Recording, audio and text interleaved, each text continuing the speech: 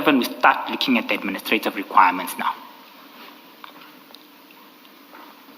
The key items of completion from administrative requirements. Bidders must ensure that the minimum bidding documents are fully completed. MBD 1, for argument's sake, must be completed in full. MBD 4, which references declaration of interest, must be completed in full. Bidders must provide other entities which they are directors in.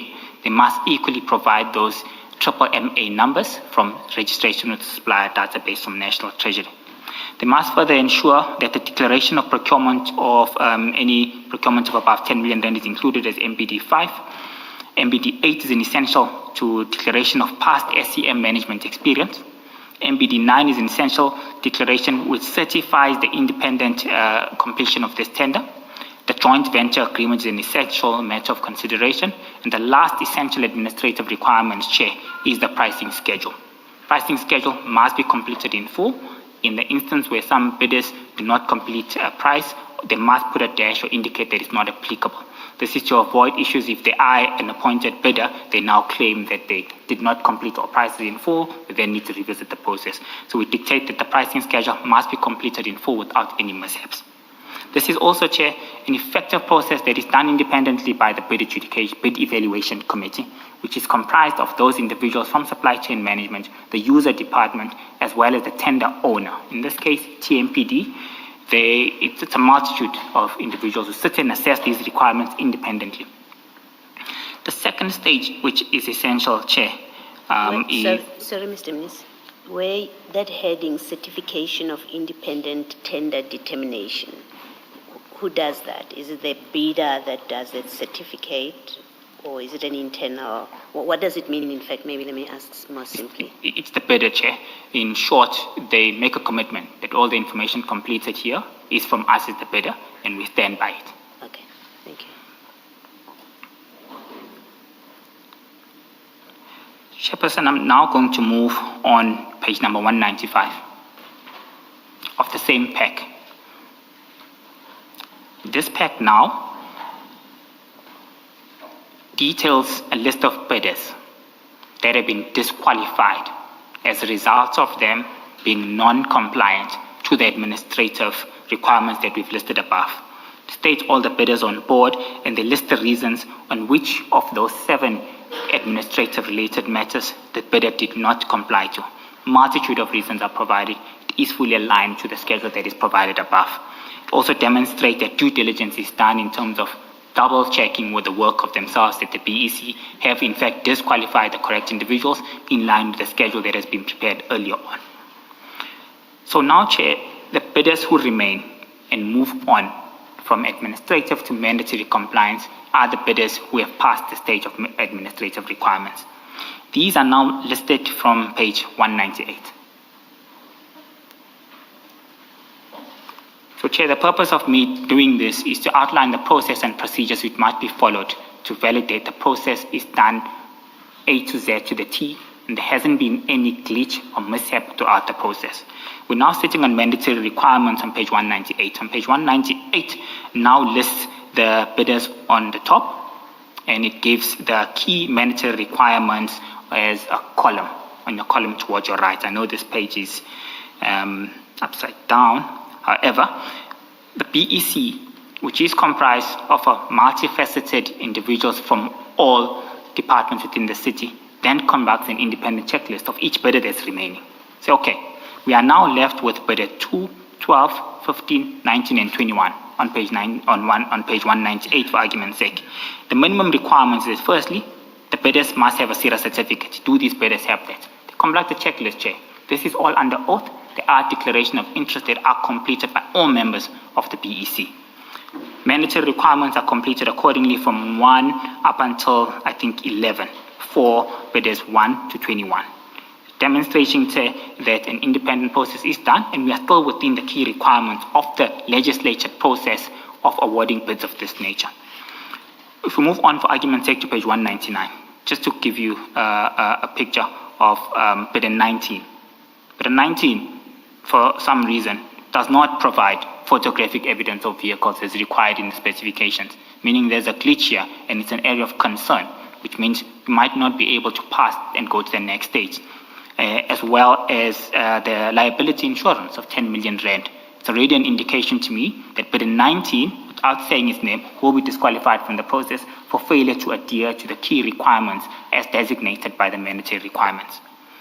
So, Chair, that's the process that is undertaken for all bidders, which then gives us guidance to move on to the next stage. With your permission, Chair, I will now take us to page number 206. Same bundle. At the bottom of page 206, we now give a clear explanation of the bidders who now did not meet. At the bottom column now gives explanations of the bidders who did not meet the mandatory requirements. They might have passed administrative pre-compliance, they might have passed administrative compliance stage, but when we got to mandatory requirement stage, they failed due to a multitude of reasons as displayed earlier on. So the bidders that are listed here, which is 12, 19, 44, 51, and 54 for argument's sake, do not meet the mandatory requirements. They are disqualified from the process moving forward. On 207, we now give an indication of the bidders that are moving on to the next stage. This is on page 207. The top is a tabulated, it's a table that informs bidder 2, 15, 21, 23, 26, 32, 35, 36, and 40 that are compliant from a mandatory perspective. This means these bidders that we're looking here up in front of us are compliant from pre-compliance perspective. They have met the requirements from administrative compliance.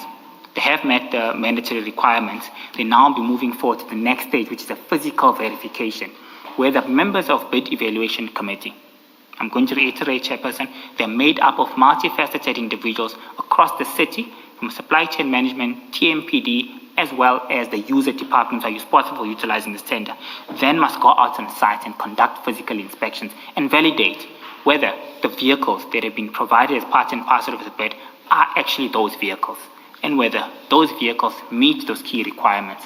Similarly to issues of weapons and other matters that must be validated from a physical verification perspective. That process is then undertaken accordingly, Chair, and I will now move to page number 2111.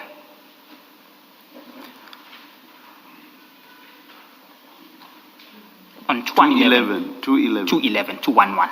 Oh, you said 2111. Sorry, Chair. 211. On 211, we now designate the results of the physical verification that was done by the bid evaluation committee. Bid evaluation committee went out on site, inspected all the individuals who had passed the first three stages of the legislated supply chain management process and procedures. Bidder number 21, for some reason, does not have a number 5-ton truck as designated within the bid that was submitted. They then need to be disqualified as a result of not meeting the requirements from a physical assessment perspective. We're now remaining on table number 7.2 with about 8 bidders who are compliant from a site inspection perspective, who must therefore then be evaluated further on stage 4. Stage 4 is when we consider pricing and preference point systems.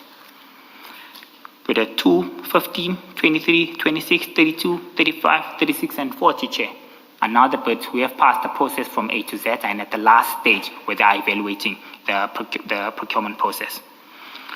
So, Chair, the process of me taking the commission through this process is to try and designate the segregation of duties, one, the compliance process that must be followed by the bid evaluation committee, and to give an indication that throughout this process that I've just mentioned, from pre-compliance, in fact, from the closing register up until the bid evaluation committee, I've got no involvement whatsoever. I've got no access to any of these documents whatsoever. They are under key and lock, and they are made available to designated individuals only. Mr. Mnisi, do you play any role in the appointment of the members of these committees? No, I don't. Members of these committees are appointed by the city manager. They are representatives and they are seconded by the departments. So I'll give an example. If there are members from TMPD, the chief of police must give us individuals. We have put these systems and internal controls on purpose, Chair, in order to avoid a situation where we hand-pick individuals who might be favorable to anyone. The Chief of Police will be responsible for providing individuals who are from TMPD to sit on BEC. If it's human settlements who's involved as well, Group Human Settlements Department must second individuals who will serve in BEC as well. And then the chairperson and the secretary of these committees are appointed by or are seconded by the supply chain management team. So it goes directly to the city manager. You don't play any role at all, not even advising the city manager. No, I do, Chair. The list, I'm CC'd on that, and I do confirm that we did receive a list from the various departments, and this is a list that the city manager can endorse. I do advise and I do recommend it. So it's not a passive role then. You do play a part in advising the city manager on the suitability of the people who are nominated to sit in either of these committees. Maybe let's put it this way, Chair. I'm always carbon copied on those matters, and when there's a dissenting view, I raise that. And in this instance, when I'm carbon copied and I see the list of individuals, and I'm happy that the process has been followed and that the relevant departmental heads have recommended individuals, I endorse it and I have no issue whatsoever. In the event I am made aware or I see in the process that this is a tender that is utilized by 4 groups, but there are only 2 departments who are representatives, I then raise concerns accordingly. I think my role is to make sure and validate whether we've given a view and an opinion from the user departments to second individuals they deem are compliant to serve in these committees. Thank you. So there has been instances where I would say, no, Chair, I'm not convinced city manager with this list. You can't approve this. I'm not seeing representatives from Group A, B, or C. They are users of this tender. A related question, Mr. Mnisi. In paragraph 84, where you speak about the composition of the BEC, you say that, among others, there will be the user department, and then you say, and the department responsible for the tender. Yes. Is that still, that second part, is that still the user department, or is it a different department, and what is their role when you say responsible for the tender? So responsible for the tender in this case would be TMPD. They are the ones who are designated the responsibility. However, if this function is not in place, human settlement departments normally bears the branch and they are affected. So they make use of the tender as human settlements or shared services, but the owner of this tender is TMPD. So they make available some sorts of funding to ensure that this tender is executed accordingly. I see. Thank you. Chairperson, I've covered now the essence of GM13. GM14 is a similar document, and it makes reference to a further report. In GM14, it's the final BEC report that has served to the Bid Adjudication Committee. The entire process has been concluded, Chair. I'm just going to find the page. It's on page 244. So the major difference from GM14 to GM13 is that GM13 is served at BAC, which I will outline later on. BAC found a number of non-compliance issues or concerns which they were not covered with. GM14 now covers those issues of concern that were raised by BEC. So you will see the difference that they bring on board as a further report. And this further report touches on the areas of concern or the areas of non-compliance that had been previously raised by the BAC and referred the matter back. We will touch on the 3 instances where BAC sat and we will delve on the reasons in detail. I'm just giving the Commission an example that if BAC, for argument's sake, take note that one bidder has been disqualified for an administrative matter, but there's no proof in the report that it's been provided. It is questioned and the reports are referred back accordingly. So GM14, I'm going to go to the picture where it gives us a further report and how the issues might have been addressed. Just going to find that page for the Commission. There we go. So, Chair, on page number 329 of the second bundle. 329.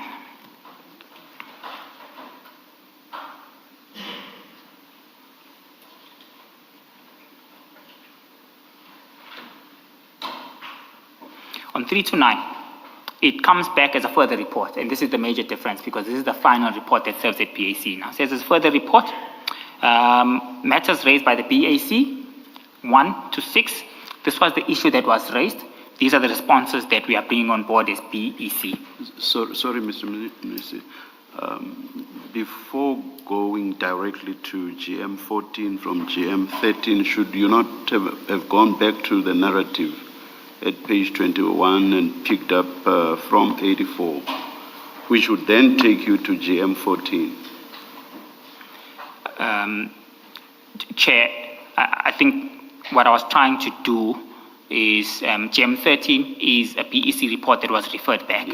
So you see, my difficulty is you refer us to a report that comes in after there has been some decision, preliminary decision by the BAC, if I understand you correctly. Okay.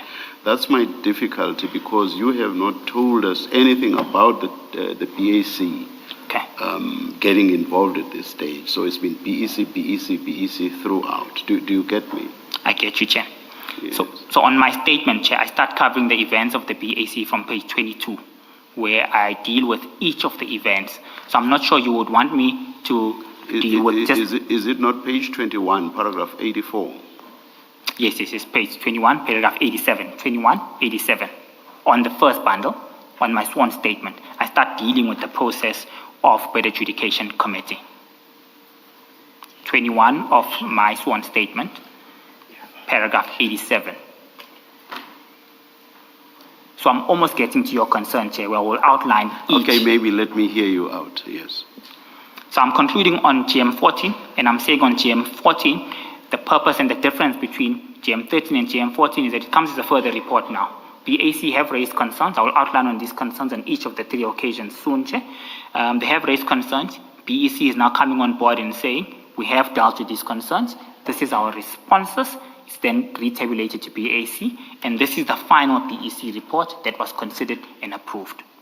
So now, Chair, I would like us to go back to the main statement on page 21, where I would outline now the bird adjudication process as well as the 3 sittings that's set, which one now will tie your concern in terms of what happened with that report, why was it not approved, and why was it returned back, and of course, obviously, how it was remedied moving forward.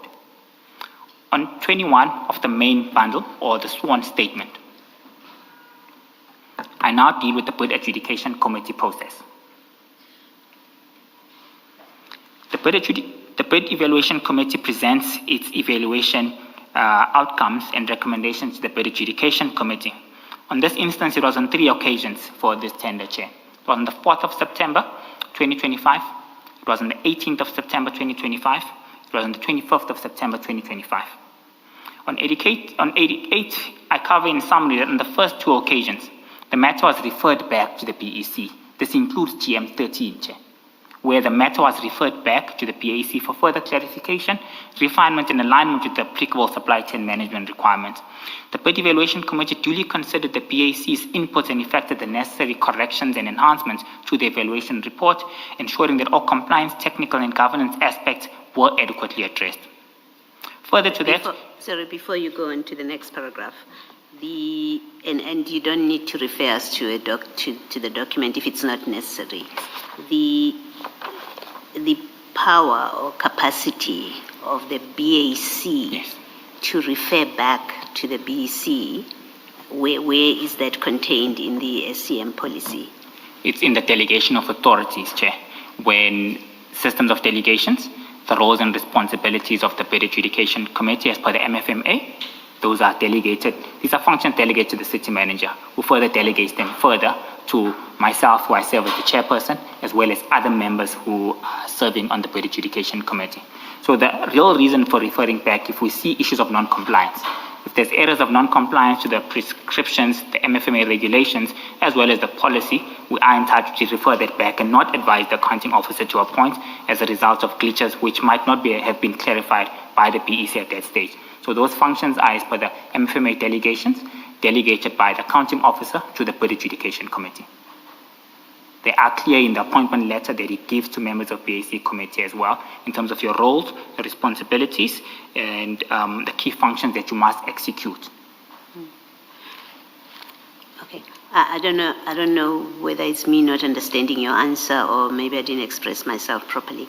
What I'm trying to understand is when the BAC Yes. exercises a power to refer back to the BC, where is that contained? And I ask the question because I'm aware of some instances in another city where a BEC, after the BAC referred back to the BEC said, no, we've done our job.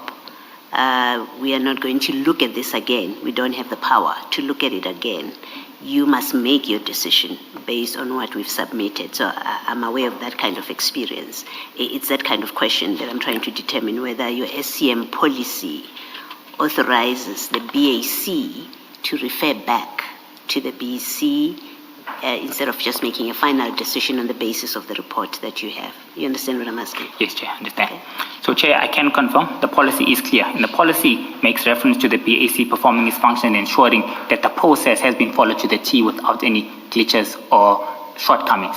If the BAC picks up shortcomings within the process, we are entitled to refer that back for clarification. Before we refer the matter back, Chair, you must be aware that the individuals from the BEC are given an opportunity to clarify on the spot. We are here today at the Commission. You asked me for a relevant section in the MFMA. I say, Chair, I'm not aware of the actual section right now. Can I come back to you? So back to the BEC perspective. BAC will say, where is the property report in terms of this bid? Or the property raised these concerns. Have you addressed them accordingly? We're not seeing this clearly stated in the BEC report. The BEC is there to answer that question. If they're able to answer the question, we are then satisfied with the response and the procedures move further. If they're unable to answer that question, Chair, we're then at a standoff. And this is when we refer matters back. When answers are not readily available by the BEC, or whether the BEC themselves need to reconstitute in terms of responding to the BAC on that particular query. This also happens from the accounting officer perspective, Chair, where the BAC would conclude on an award. The accounting officer's got the power to refer that back and say, I'm referring this back. I'm not certain whether you have covered area 1, 2, or 3, or within the mandatory requirement stage. I'm not convinced that bidder number 2 has complied with these issues on board. So that also happens on a regular basis. BAC is able to respond. If we respond accordingly, the accounting officer then okays that response and approves.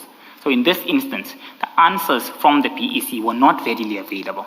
Hence, the matter was referred back, and the BEC accepted, Chair, that this is something that we need to look at. This is a compliance glitch that they might have overlooked as well. Or the report was not clearly stated on how they addressed matters of that nature. The nitty-gritties are essential, Chair, because the city is always embroiled with legal battles with service providers as to why they have been disqualified in some instances, and in some instances why others are appointed. So these decisions that are taken must not be subjective, it must be objectively stated within that. I'm not sure if that covers you, Chair, Commissioner. Okay, look, I think we'll discuss it further as you testify, but I hear your answer. Chairperson, I was on item number 88, where I concluded that on the first 2 occasions, the matter was referred back to the BEC by the BAC for further clarification, refinement, and alignment to the applicable supply chain management requirements. The BAC duly considered the BAC's input and effected the necessary corrections and enhancements to the evaluation report, ensuring that all compliance, technical, and governance aspects have now been adequately addressed. On 89, I touched, following the incorporation of these revisions, the BAC resubmitted the matter to BAC on the 25th of September. The BAC was satisfied that all outstanding issues had been appropriately addressed and resolved. The BAC subsequently approved the recommendation, resulting in a formal signing of the resolution and its submission to the accounting officer for further consideration and approval in accordance with the prescribed SCM delegation framework. Chairperson, with your permission, I now deal with what transpired on each of the days, on the 4th, the 18th, and the 25th at the BAC itself, what really transpired on those separate dates, and I will refer you to several annexures which will also answer your concerns on GM 13 and the reasons why that was referred back. Sorry, Mr. Mnisi, sorry to interrupt, but we've got a practice of taking a tea break at 11, so I think if you're going to shift to each of the BAC meetings, it may be convenient to take the tea break before you do that. Thank you, Mr. Chaskalson. Let us adjourn and resume at 11:35.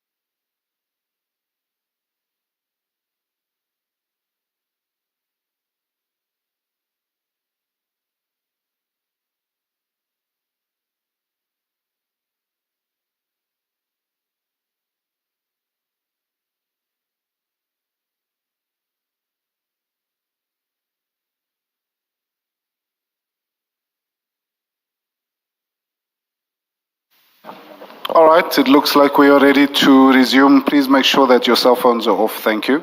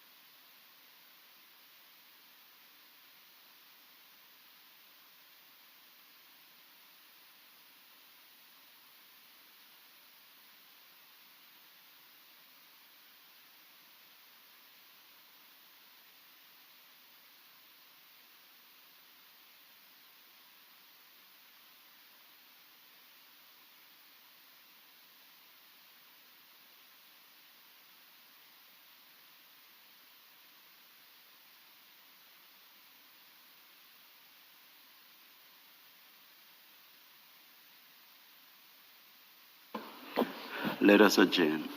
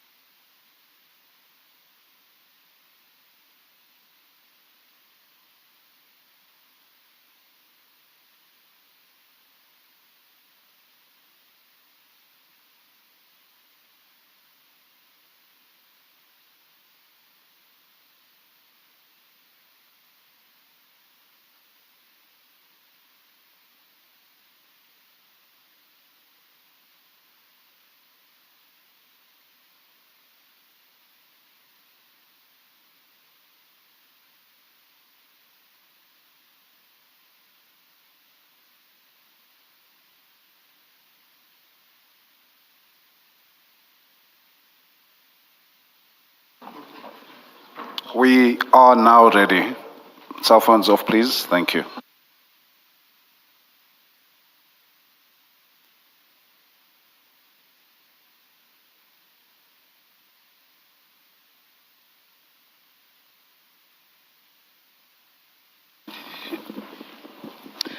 Mr. Chaskalson, you are late and you cannot have an excuse. You know that we keep time. Can you explain yourself, please? I cannot. I have no excuses. I apologize. It won't happen again. It won't happen again. Thank you. Apology accepted. Mr. Mnisi, I assume that because I think you jumped, you were dealing with the columned document around page, I think 18. I'm not asking you to go back at this stage, but I assume at some stage you will go back there and take it from there. Or unless I missed something. Chairperson, on the tabulator, there's a summary of the events was a quick snapshot view of what I've been going through now. Okay. So I'm now I'm not stopping you. But I'm just saying, I assume that at some point you will go back there. I'll go back to summarize what we All just right. discussed. Okay. Okay.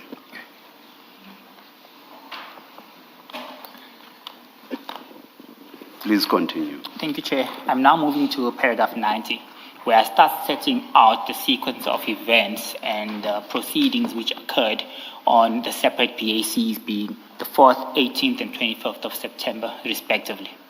So on page 22, sworn statement, paragraph 90, I start dealing with what happened and what transpired on the 4th of September, 2025. This report was presented by the BEC chairperson, Mr. Victor Hopper, to the Bid Adjudication Committee at its meeting held on the 4th of September 2025, Chair. During the deliberations, the BEC raised a number of substantive concerns regarding the evaluation outcomes and the contents of the report. Key among these were the absence of a clear justification for not recommending the highest scoring bidder across the various regions, as well as inconsistencies which were observed in the allocation of bidders to regions, including instances where the lower ranked or more expensive bidder were recommended without explanation.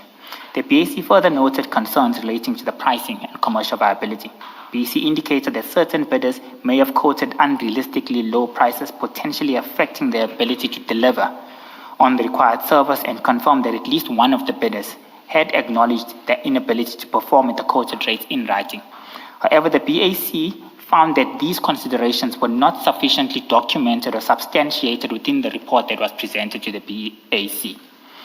Additional concerns, including the absence of a final probity report confirming that all identified risks, compliance issues had been adequately addressed, Chair. The lack of clarity on unit pricing and fee structures, particularly the inclusion of as and when required, which was key for this tender, and insufficient detail on the methodology applied to allocating regions to bidders. The BAC also raised concerns in compliance issues regarding operational practices, specifically the potential use of service providers across multiple regions without explicit provision in the tender specifications and the absence of clarity on the legal implications of such arrangements. Considering the above, the BAC resolved to refer the report back to BEC for revision. The committee indicated that it was not satisfied that the report adequately addressed critical issues related to bidder selection, to pricing, to integrity, probity confirmation, compliance with specifications of the bid, and the transparency of allocation methodology. The BEC was requested to address these matters comprehensively prior to submission to resubmission. The resolution here under has been attached as Annexure GM15 in the second bundle. GM15, Chair, has been catered for on 343 on the second bundle.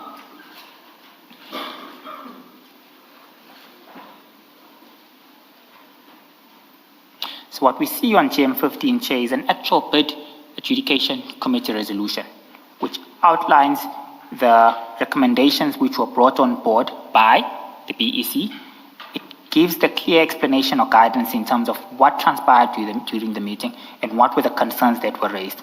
We'll take note for argument's sake, Chair, on page 346.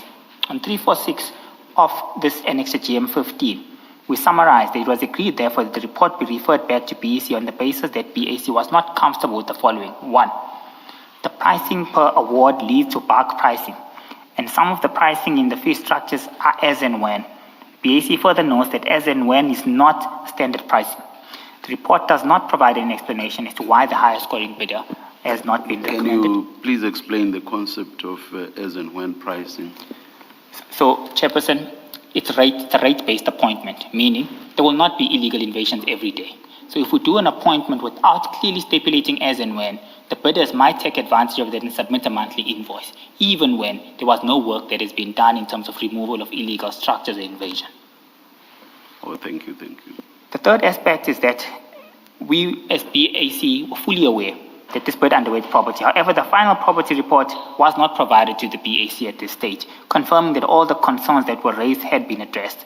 Concerns in terms of service provider used across all regions was a massive provision which wasn't catered for in the specifications. There was no clarity in terms of methodology used in terms of allocating regions to specific bidders. On the basis of that region, Chairperson, it was resolved that this tender be referred back by the acting chairperson of that day, as I was not in. I am the chairperson of BAC. If I'm not in, I am delegated to appoint an acting chairperson. On the bid adjudication committee, we sat on the 4th of September. The governance and support officer, who is a senior manager, was acting as the chairperson of the day. But you were part of the process. It's just that when the document was signed, you were not there on the day. No, Chair. I was not present at the BAC that sat on the 4th of September. I had appointed an acting chairperson to preside over the meeting on my behalf. Again, it's just to try and understand how it works.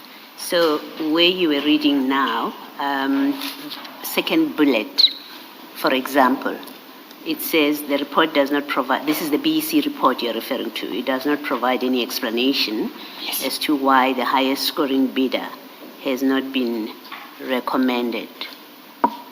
Now, isn't it the function of the BAC to make its own determination on the basis of the report that you have received? Because you've received a report, and then you have members of the BEC, as you explained, attending that meeting. You ask them questions, and they respond and provide clarifications. If the report of the BEC, according to your determination as a BAC, there's the highest bidder who should have been recommended, is that not a determination that the BAC then makes instead of referring that back to the BAC? I'm just trying to understand how things work in practice, in fact. In practice, Chair, had the BAC make a determination, there will be a breach in lines in terms of the delegation of authorities. 3 processes can be undertaken from a BAC. You can recommend for the award, you can cancel the bid if the irregularities or the issues picked up are uncurable in nature. 3, you can refer the matter back to the BEC for reconsideration. So in this instance, there was no certainty as to why. The report was not substantive in terms of why is this bidder, who appears to be the cheapest, not awarded. Yes, as a BEC, you give us a letter saying this particular bidder had confirmed, you tell the BEC that the bidder said they're unable to deliver. Their prices that they quoted, they will not be able to execute the work. But that's not attached in the BAC report, meaning when you do come back to BAC, we expect that letter authorized by that specific service provider who was the highest scoring bidder at this stage. So we don't make a directive because there will be a breach of process. We have to allow the BEC to make a determination. There must be consensus throughout the process. We make a determination, in some instance, it might not be well informed. So we need to ensure that the committee reevaluates this. They could come back to BAC and say, this bidder has not been awarded because of these reasons. We'll then have an opportunity to interact with the reasons that have been provided, either agree with them or disagree with them on the way forward. If this issue, for example, were to come up on the second round, Chair, and we're still uncertain, BAC could make a provision that we are now either uncertain whether we could proceed with this, irregularities that we are identifying are not cured, we will recommend for a cancellation of this bid. Or we have now received adequate explanation in terms of why this higher scoring bidder was not awarded, at which stage it might have fallen off the bandwagon, and then move ahead with the recommendation. So we'll not give a directive, we'll allow an opportunity for the committee to elaborate on this matter so that there's consensus throughout. We wouldn't want to force a decision down a committee, Chair. The delegation and segregation of authorities don't allow that at all. Okay, thank you. Chairperson, I will now move back to the sworn statement on page 24. I am proceeding to the second bid adjudication committee, which sat on the 18th of September on page number 24. So on page 24, the BEC comes back. Again, Mr. Victor Hopper, who was the chairperson of the BAC, comes to BAC. During his deliberations, the BAC raised several concerns relating to the compliance, property, and transparency of the evaluation process. The committee emphasized that the requirement, once issues raised by the property team have been addressed by the BEC, a final property report must then be brought on board to give confirmation that indeed the identified concerns have been fully resolved. Chairperson, in this regard, the BAC noted that documentation provided on validity extensions reflected responses only from 5 bidders rather than all 57. There were no formal communication received from the probity audit team the independent external probity audit team, that the matters that had been raised have been adequately resolved. On 97, I further state that the BEC resolved that the tender remained valid until the end. They responded that the tender remained valid until the end of September, and that the recent extension was just a precautionary measure to ensure that the validity upon finalization. It further undertook to ensure submission of all outstanding bidder confirmations, which it did. 98, the bid evaluation committee also highlighted the need for greater clarity and transparency in the report, particularly regarding the methodology used to allocate regions. This comes up again as an issue which is not clearly dealt with as from the first referral back. The BEC indicated that the bid specifications did not prescribe specific allocation criteria. However, other than limiting bidders to one region, the bid evaluation committee then decided to utilize the preference point system, which will be applied in terms of determining allocation of bidders, meaning 7 regions, 7 bidders, higher scoring bidder from 1 to 7 will be allocated in that order. 1, region 1, 2, region 2. That was the preference point system that were to be outlined. However, Chair, what the PAC took note of is that this application system was not clearly articulated in the report. The report that they'll bring to BAC now, yes, they are responding to us and they're telling us in the BAC, but it's not clearly articulated on the process of utilizing the preference point system to allocate bidders to regions. Additional concerns, Chair, were raised regarding the rationale for engaging in price negotiations only with certain bidders and not all, as well as inconsistencies identified in the probity findings. Specifically, the BAC noted a discrepancy where a bidder which was flagged by the probity team for non-compliance was nonetheless recommended for award without adequate explanation. This was a major red flag from us, which indicated that there was an inconsistency on the probity report and what the BEC was bringing to BAC. In paragraph 100, I summarize. In light of these concerns, the BAC resolved to refer the report back to BEC on the following directive. 1, provide clarity on the apparent inconsistency regarding the recommendation of a bidder previously disqualified by the external independent probity team. Obtain and submit a final probity confirming that all issues have been dealt with satisfactorily. Clearly document the methodology which will be applied to allocate regions to suppliers as per the preference point system that you are verbally telling us now. I'm then going to refer us to GM 16 on the second bundle, which outlines the resolution that was taken by the Bid Adjudication Committee. Again, Chair, referring this report back in light of those discrepancies that were noted. GM 16 has been captured on page 348.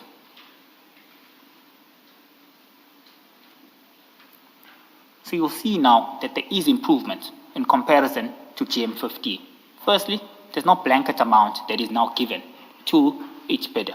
In the previous GM 15, you would have said region 1, bidder 15, a holistic price of 250,000 for argument's sake. Now it's clearly articulated on what the pricing for personnel is, what the pricing for vehicles is, what the pricing for additional vehicles are, and it's on an as and when basis. I'll move further, Chair, in terms of that major difference in articulation on the improvements that were done by the BEC towards page number 353.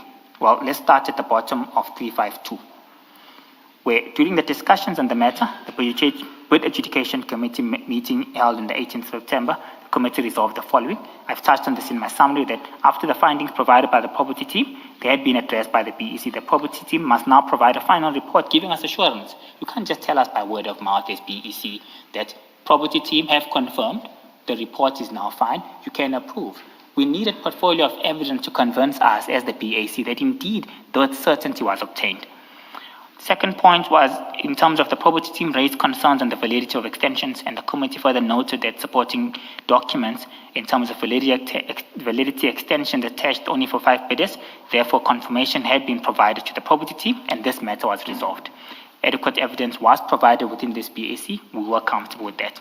In their response, Chair, the BEC indicated as well that the tender was still valid. This was only a precautionary mechanism. However, I think what's key is in reference to the preference point system, which will now be utilized in breaking down the award of each. This is now captured on page 353, where that how the preference point system was applied should be included in the report, which is a significant determination on what we should do, Chairperson.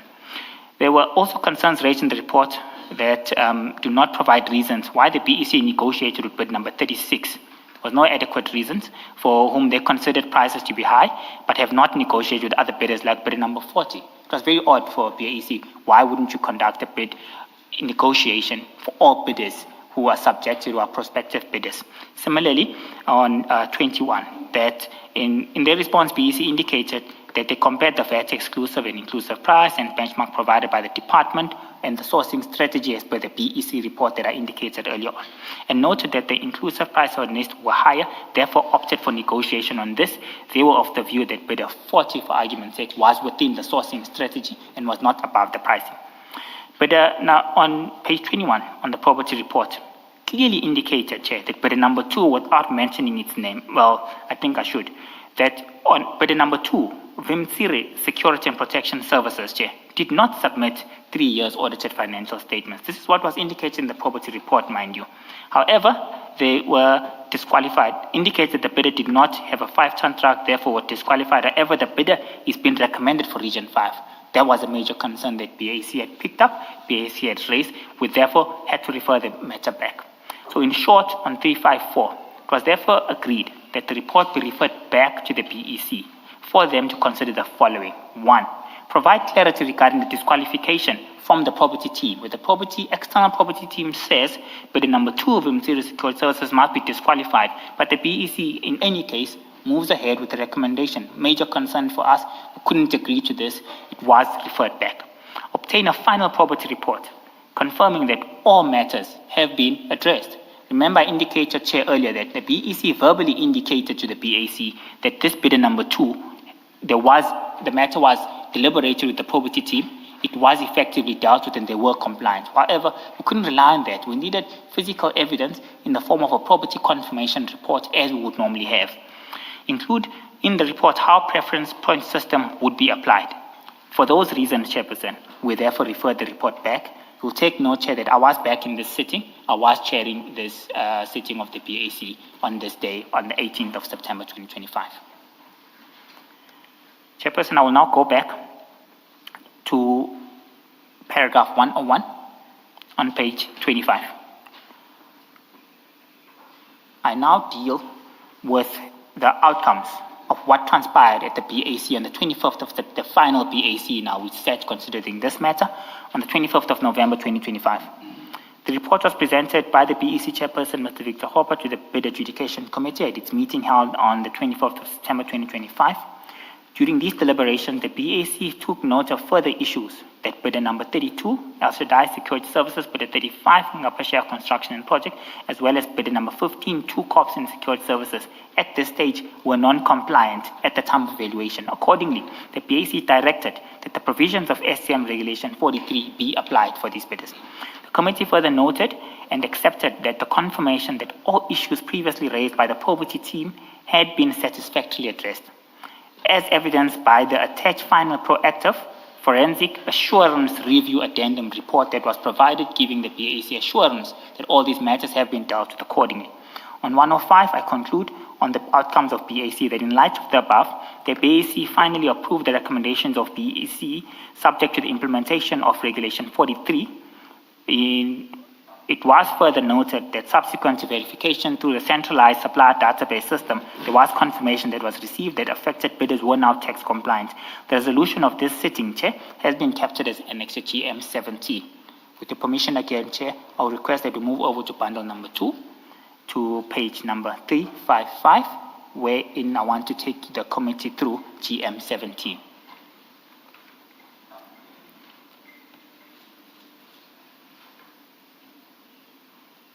So in GM 17, it's the final resolution, and maybe we can start at page number 366. This is the final report that was now recommended for approval.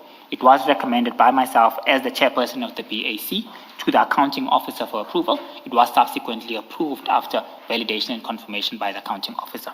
So going up, Chair, in terms of the content of this report, BAC had taken note that all issues that had previously been raised have been adequately addressed. 1, the issue where a property concern, which was identified, and there was confirmation received from the property team in the form of forensic assurance review report as an addendum attached by the external independent verifier that bidder number 2 was indeed compliant. That provided surety to us at BAC that all processes have been complied. The allocations per region were also clearly identified by the BEC, and a structure and a process flow was given to give direction that a subjective process was avoided, and that a process in terms of allocating bidders to regions in terms of the preferential point system was applied. This then, of course, Chair, led to the final shortcomings that were picked up, the 3 bidders, 32, Al Shaddai Security Services, 35, Gapeshare Construction and Projects, 15, 2 Cops and Security at this stage were non-tax compliant. If they are non-tax compliant by law, we need to give them 7 days. We need to notify them, say you are a prospective bidder, you need to ensure that your tax matters are in place. We will be giving you a formal 7-day period. This process is duly handled by the accounting officer's office. Confirmations are sent, responses are received from their end, and confirmations are received. This is the process which led to the final award from the Bid Adjudication Committee side, Chair. On that, Chair, I want us to now go back to page 26 on the sworn statement. I will now be proceeding with the probity report, the first one. What I've done now, Chair, I've outlined the process from an end-to-end spectrum, from the bid specification right through to Bid Adjudication Committee, and what the law designates us to perform on each of those functions delegated as they are. On this aspect, before you go to page 26, where you had stopped was on page 18. You were dealing with a table, and then you set out the process that took place, or the summary of events in each committee. And remember, Chair said I was hoping you will come back to this because you then went to the various annexures. For me, I need you to clarify paragraph 75, because based on what you have told us happened at the 3 BAC meetings, you can then influence the process, because you can say, why is this bidder not recommended? Why have you not given reasons for not recommending the one that has the lowest price? This bidder is non-compliant from a tax perspective. Give them time to do this and that. So can you then clarify what you mean by to demonstrate the fact that I could in no way influence the process? Because if you are a chairperson of the BAC and you participate in each of those meetings where you are able to send things back to the BEC, then it means you can influence the process.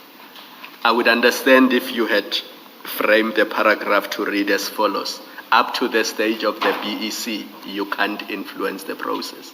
But surely when it gets to BAC, you play a part there and you can influence the process to the point where you can even reject the BEC's recommendations. Okay. Thanks, Chair. Commissioner, I think firstly we'll just need to understand how BAC is made up. BAC is made up of about 7 individuals. These are all senior managers within the City of Tshwane. They are appointed by the City Manager.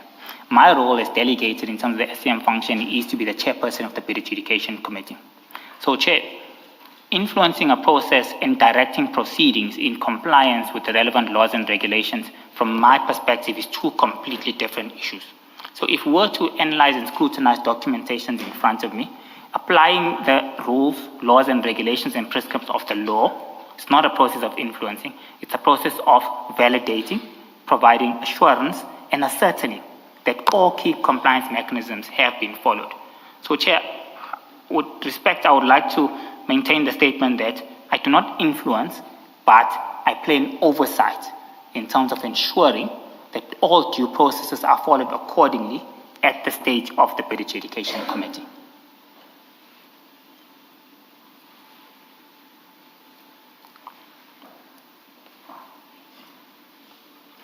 Please continue. Thank you so much, Chair. I was on 105. On 105, I now deal with the probity report and the outcome thereof. Chairperson, Group Audit and Risk is a department within the City which is formally engaged and mandated to conduct a probity audit on the tender under consideration. In executing its mandate, GAR, short for Group Audit and Risk, further appoints an independent external legal firm to provide specialized legal support and to ensure an objective, comprehensive probity review prior to matters being presented to and considered at the bid adjudication level. It's an additional step that we have put on board as a result of the deficiencies that we had picked up in the past in terms of shortcomings on matters of compliance. On page 106, Chair, I deliberate that the primary objective of a property audit is to provide assurance that the work of the BEC adhere to all applicable supply chain management prescripts, legislative requirements, and governance standards. This includes verifying that evaluation process was fair, transparent, consistent, and compliant, that all bidders recommended for the award fully met the administrative, technical, financial, and statutory requirements of this tender.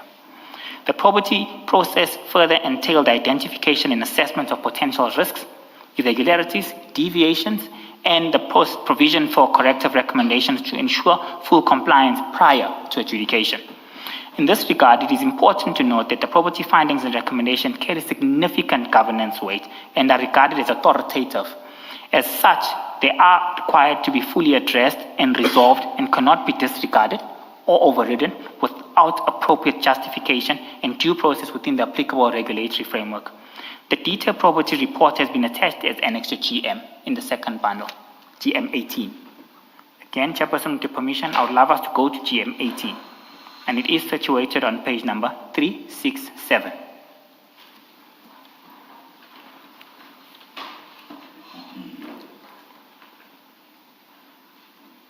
On page 367, Chair, 368, you'll take note that Group Audit and Risk makes a submission to the accounting officer. It's a proactive forensic assurance review report into tender TMPD 01, 2024-25 for the Tshwane Metro Police Department. They further take note that the completed final proactive assurance review report form part that will notify your office on the 4th of April, meaning the accounting officer's office was given a go-ahead, an indication that the probity team will be conducting an audit or an assurance exercise before TMPD 01, 2024 is awarded. Attached, of course, is drawn to your attention the final report that has been presented. Within this report now, Chair, if I could explain in short, it's a mirror exercise by a team of external, independent individuals who do exactly what the BAC has done, meaning they obtain all documents that have been provided to them. They look at pre-compliance, they look at administrative compliance, they look at mandatory compliance, they look at the POE that has been provided for the fourth step in terms of physical site assessments, and then they look at the preferential procurement system and the allocation of bidders. That process is conducted from scratch by this independent external law firm in order to validate that all matters and all compliance issues have been dealt with accordingly. So within this, Chair, of course, we'll take note that findings have been raised on 372. These are the findings where the BEC must ensure that they're adequately dealt with before the matter comes to BAC for approval. That process undertakes itself, and if you look at this, Chair, they designate the process that is followed. On page 357, they clearly articulate the mandate and why they're doing this process. It's a critical function to ensure that we avoid incurring additional UIFW as a city. It's a significant step or internal control that was instituted, that wasn't previously there, Chair, at the City of Tshwane. We brought this new internal control on board in order to reduce instances of irregular expenditure that was ballooning to the top as a city. This was a new internal control that was brought on board. The work that is done here is clearly to articulate whether all functions have been performed accordingly. So if you look at the outcomes of this report, Chair, for argument's sake, I want to take you, without going to the details of the report, I have explained in short that it is an evaluation by an external legal independent party who's got no interest whatsoever at the city. They then come up on page number 387, for argument's sake. On 387, they're providing us with findings on the administrative compliance stage. And they say, we've taken note of these bidders. We confirm that these bidders must be disqualified for these reasons. This is mirrored and checked against the BEC report. A checklist exercise is conducted. There's an agreement in terms of all bidders that are disqualified, or all bidders that move over to the second stage of the bid evaluation process. This is a confirmation now that is obtained by the probity report.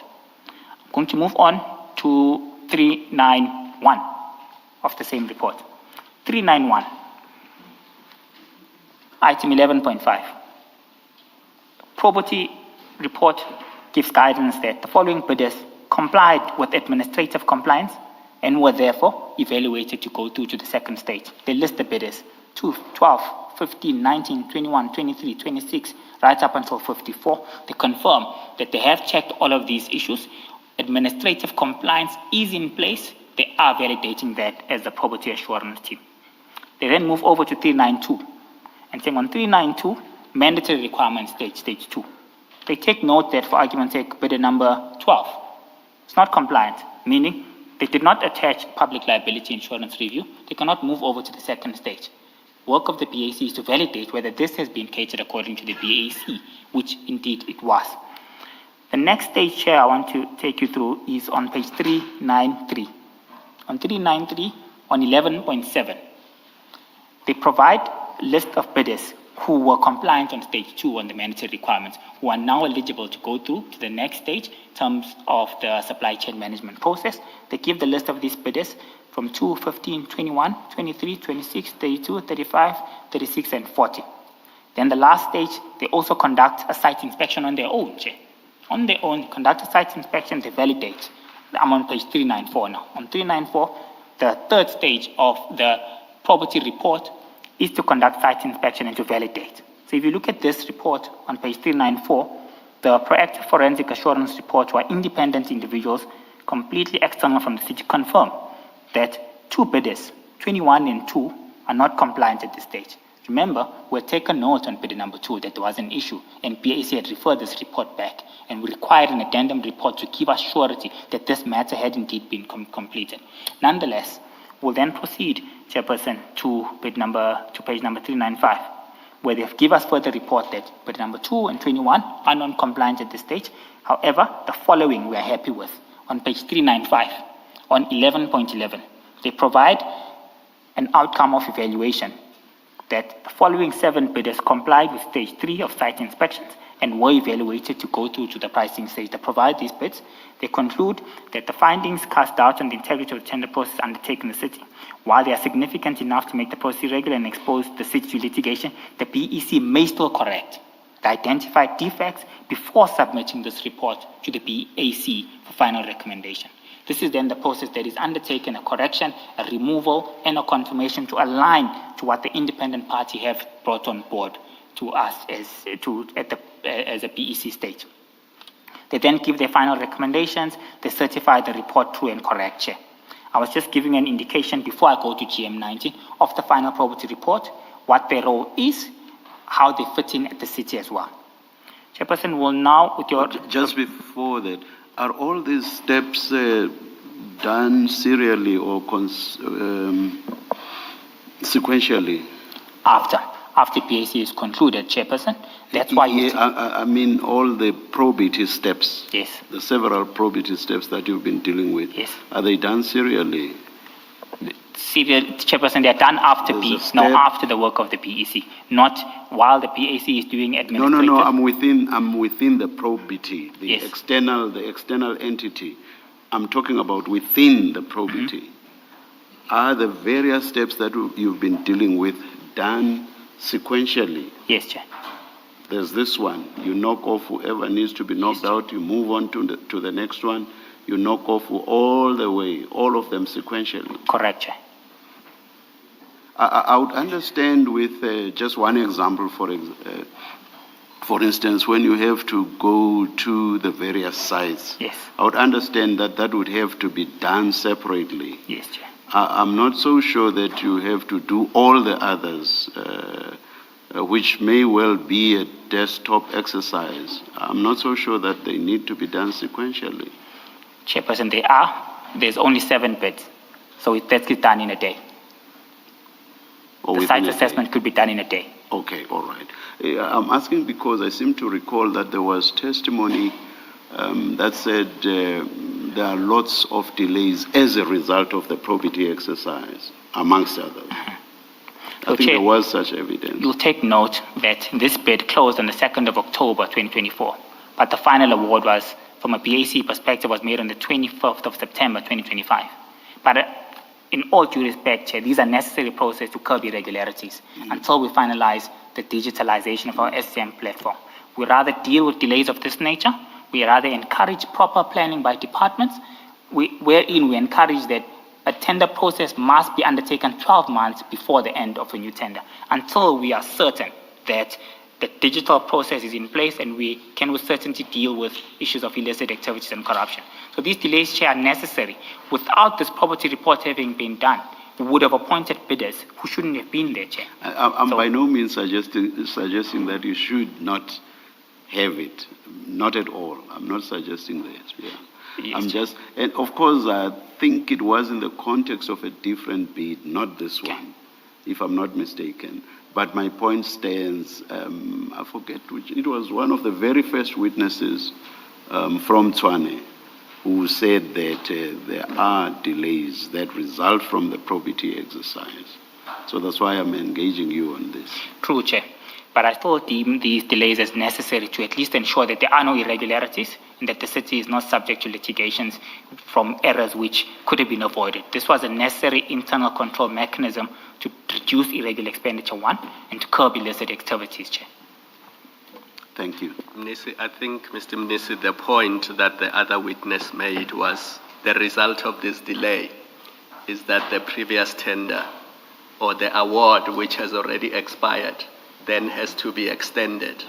And if you are spending 800 million a year, people whose awards have expired, you're now appointing them on a month-to-month basis for a period of a year, and you're spending 800 million that you should not have spent on them. So you're not only influencing the new tender, you're also influencing the old one, because if those who were appointed under the old tender would not have qualified under the new one, the effect is that they get an extension of a year. So there are those issues. Chairperson, precisely our concern. It's a potential expenditure of 800 million.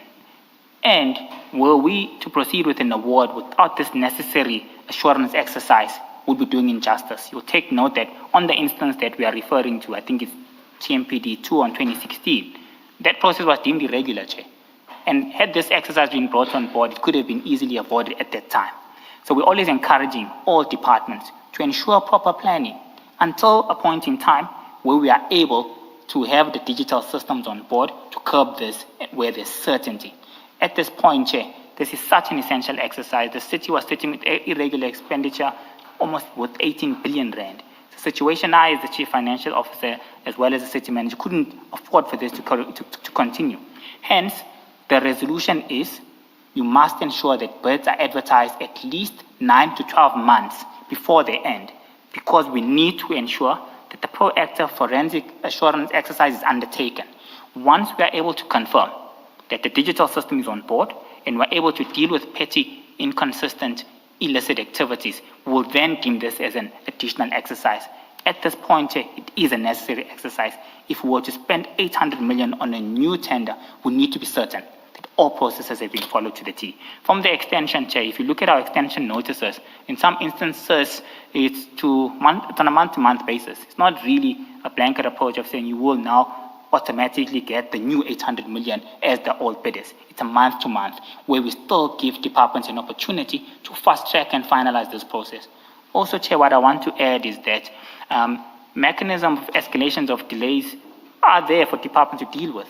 Departments, if there are delays, have the full authority to engage the Chief Audit Executive to put systems in place to fast-track matters of this nature. But the key exercise is that we need to deal with proper planning exercises, Chair. That's an issue that hasn't been there at the city at one point in time. And this is one mechanism that forces that through, and it's a double-edged sword in a positive way. One, we're able to plan accordingly. Two, we reduce irregular expenditure that is incurred by the city. But Chair, I think I will break down further within my statement on that particular tender and what actually transpired in each of the events where the extensions were considered by the BAC. Mr. Mnisi, just to understand the sequence of the process. So the BC does its evaluation, Yes. and then they have a report. Is it at that point that probity is brought in? Yes. The probity authority is brought in at that point. Yes. Appointed by the city manager. Yes. And the chief audit executive. And the chief? Chief audit executive. Okay. And then where does the probity report serve once it's done? Once it's done, it's presented to the BEC. The findings Yes. are presented and deliberated at the BEC. Okay. They are given an opportunity to make the necessary corrections. Once consensus has been reached between probity team and the BEC, then it's served to the BAC for further consideration. Okay. So where you've had to return as a BAC, you've had to return a report or a process to the BEC to address the probity concerns. What does it mean for the process that you've described? Does it mean the BEC did not address the concerns in the probity report but simply submitted to the BAC, and you then said, but you haven't addressed this? I'm trying to understand the process as you explain it. This is how it's supposed to happen, and what in fact would have happened in the situation that you explained to us, that you've had to turn it back. Indeed, Chair, you are spot on. That's exactly what it means. It means BAC is identifying a notable difference between the final probity report and the BEC report. In this case, it was as a result of bid number 2, Vimsira Security Services, where that bid, from a probity perspective, said, nope, there are irregularities here, you shouldn't award this. BAC says, no, we have had our interaction with the probity team. We have cleared this. But at BAC, they're not providing us with conclusive evidence that that has been dealt with accordingly. At BAC, we are sitting in front of us with the BEC report and the probity report. The probity report still indicates deficiencies within bid number 2. Hence, we refer that back for there to either be an official confirmation in the form of an addendum or a confirmation report from probity that indeed we had a discussion with BEC. We are now convinced that bidder number 2, Vimsira Security Services, for an example, is now compliant and should be awarded. They could have came back, Chair, and said, no, this bidder should not have been awarded.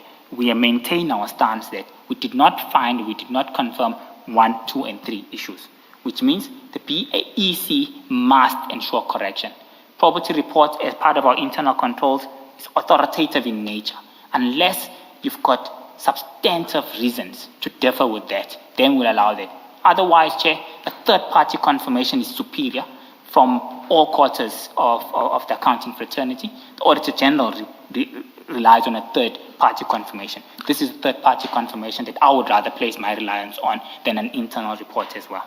Yeah, I guess what I'm trying to get right in my head is where the probity authority has said this bidder should not have been recommended because they did not submit 3 years audited financials. And then that's 1. 2, this bidder should not have been recommended because they do not have a 5-ton truck. Those 2 fact-based statements. When it goes back, when that report goes to the BEC, when you say as BAC, let this go back to the BEC to consider what in fact is the BEC to do with it? Do they approach the bidder and say, give us 3 years audited financial statements? Do you now have a 5-ton truck?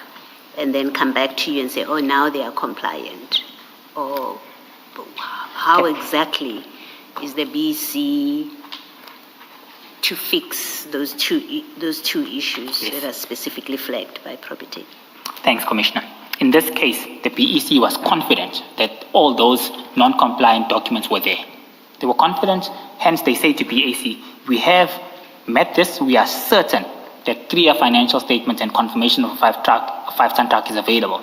BAC then says, but that's not what probity report says, so you go find each other with the probity report. Meaning, you either come back with an amended probity report signed by the external individual confirming what you are inferring to. If not, we will not move on with the recommendation of this bidder. That brings us now, Chair, to the next item on TM19, which will touch on it as well. So what happens now, Chair, I'm going to go back to page 27, with your permission. On page 27, I want to touch on my sworn statement. Sworn statement, page 27, paragraph 108. On paragraph 108, I now touch on the probity report number 2. The Bid Adjudication Committee further required that the external legal firm appointed to conduct the probity audit issue a formal written confirmation providing assurance that all findings and recommendations arising from the probity review had been fully addressed by the Bid Evaluation Committee. Take note, Chair, I mentioned here that BEC came and verbally provided this surety. BAC said, no, give us an official confirmation from the third party. We can't just rely on what you are telling us now.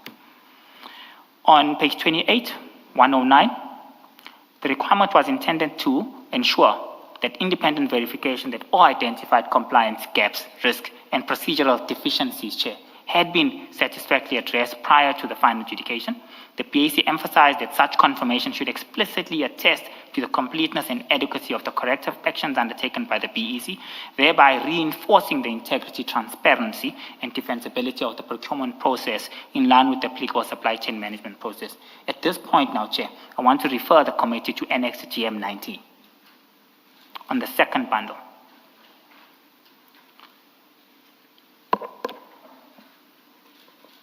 It's on page 397.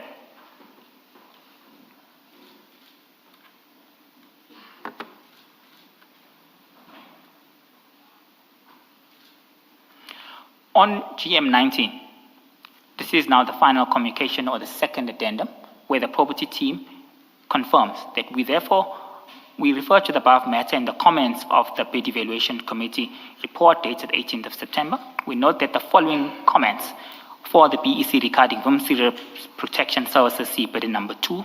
According to our report dated 10th of September, the report, bidder 2, was disqualified in stage 2. However, the bidder was evaluated in the subsequent stages and recommended for the award. 2.2, confirmation of the data and details of the inspection conducted by the property audit team.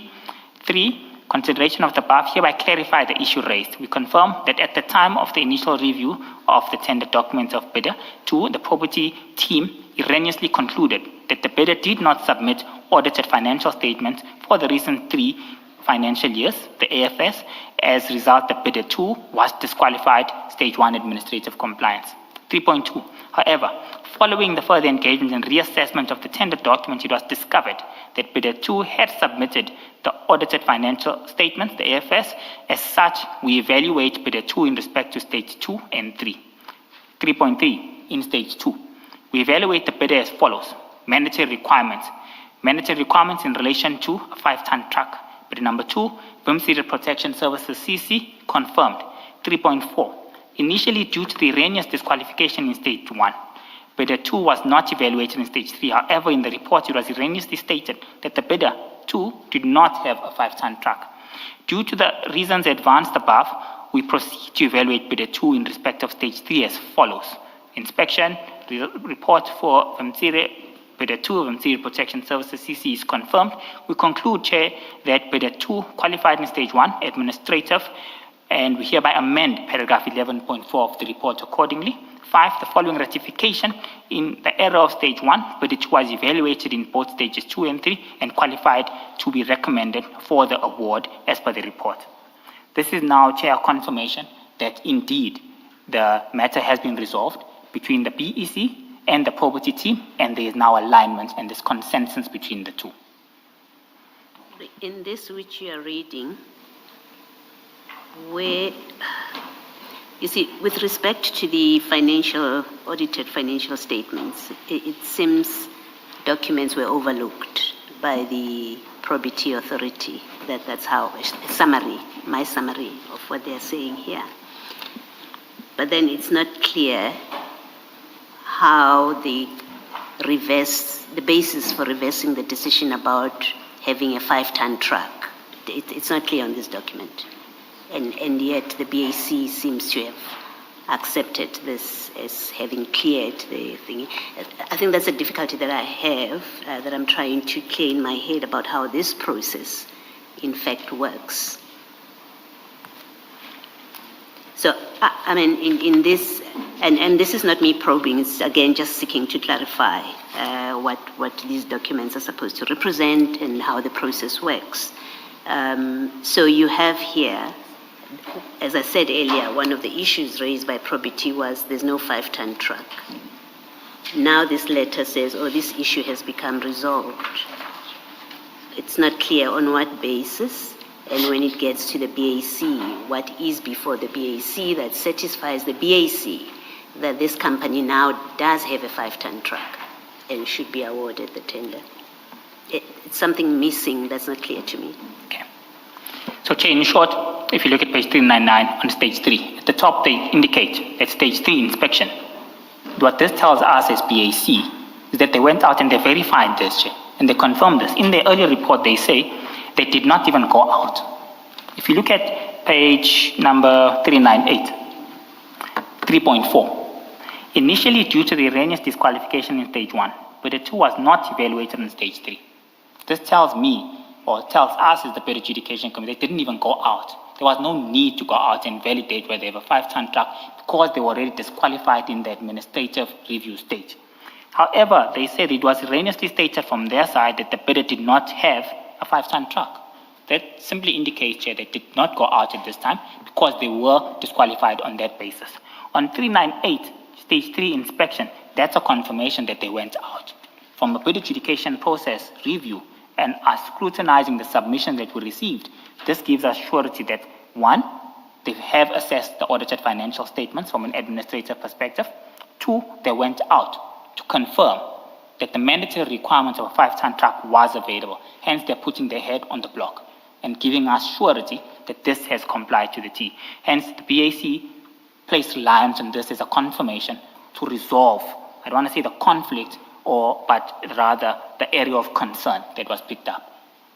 Okay. All right, thank you. Chairperson, I then finalize on 109. And now, with your permission, I want to go back to what you had requested, Chair. Now I'm going to go back to what you requested. I'm going to go back to 2 aspects. Remember, initially I stopped us at paragraph 61, but I want to quickly summarize on 71 and then go back to 61 so the normal proceedings can proceed. On 74, Chairperson, these are the summary of the events. And me indicating this and clearly articulating on them between now and paragraph 109 and us deliberating on the various annexures was to articulate the process that was embarked upon, the segregation of duties, the process and the deficiencies that might have been picked up or been dealt with accordingly. So that was to articulate what happens when a bid of this nature, complex bid of this nature is awarded, and what are the strict processes that must be followed. So this is an indication, Chair, that all processes from A to Z have been followed, and that the bidders that we have on board are confirmed indeed as eligible prospective bidders in line with the step process that we've just articulated. So, Chair, with your permission, I was concluding on at paragraph 61, and I had to bring this discussion aboard because there is a linkage and an alignment between paragraph 61 and the outcomes of paragraph 71 to 109, and I had to deal with these 2 together and also outline the various annexures, the processes, and the assurance activities that we undertake. So, Chair, I want to stop here and maybe request through the evidence leader that I proceed on paragraph 62. By all means. Sorry. Still in that paragraph 61 where you say he was of course wrong, the process that you've described of the going back and forth to the BAC, to the BEC, it sounds like it might be open to you to anyone, when I say you, I mean any member of this process, to be able to check whether a bid has been found to be compliant even before a decision is made. So, it seems to me that way. Okay. Yeah. Sorry, Commissioner. I just want to allow you to proceed. I think I interjected. No. If you've heard what I'm suggesting, it's fine. You can respond. Commissioner, that's the final stage. And at that final stage, all administrative compliance, all mandatory issues, pre-compliance, physical site inspection, they're completed. There's nothing to check at that point. Hence, I'm stating in my statement that he was of the mistaken belief that I would be in a process to check and advise on where this process is, how far it is. Due to the delegation of authorities, the segregation of duties, The report comes to me on the 4th of September for the first time. Literally, on the morning of the BAC. Those are the systems that you put on board. I, as the BAC chair, nor any of my members in BAC have access to any of those documents except on the morning when we sit as the bid adjudication committee. These are also the internal control measures that we had to put on board to eliminate instances of this nature. Does what serves as the BAC that you see for the first time, the set of documents or report, does it include information about these were the bidders? Yes. This is so-and-so, these were disqualified with the detail of those bidders, and these are the reasons. Is it that kind of information that serves before the BAC? Yes, Chair, it is. It's the complete pack that is dictated for in the summary of the events on paragraph 74. All right, thank you. Just one small matter. On average, I would imagine, of course, that there may be differences depending on the bid at issue. But on average, what's the time lapse between the closing date and the time that the BEC starts working on a bid? Chair, by law, 90 days must be the process that bidders... I'm not talking finalizing. Okay. I'm talking beginning to work on a bid, the BEC. So once members are appointed, the committees have been established, they can commence. On average, do you... Within 30 days. Within 30 days? Yes. All right, all right. I'm not probing, but I'm asking in the context of suggestions that something must have happened somewhere between... Of course, this relates to a different bid, not the one of looking after property in the context of, what do they call it now? The hijacking of buildings. Illegal That's what invasion. this is about. Yes. This one is about. In a totally different context, there are suggestions that something may have happened between the lodgement of a bid and whatever point during the process. And I suspect it must have been before the BEC started working on the bidded issue in that context. I'll just make that comment and leave it there. Please continue. Thanks, Chair. Maybe just to summarize on that comment, Chair. As soon as bids are closed, I mentioned in that bid. And perhaps let me just conclude my comment by saying, and 30 days is a very long time for a lot to happen between the closing date and the time that the BEC starts working on the bid. Yes, please continue. Chair, the point I was trying to raise is that as soon as closure is done, documents are stored under lock, safe, and key. That's an area that is only accessed through official register. There are officials who sit there and sign off any individual who goes in and out before evaluation proceeds. We will deal with it when the probing comes. Okay.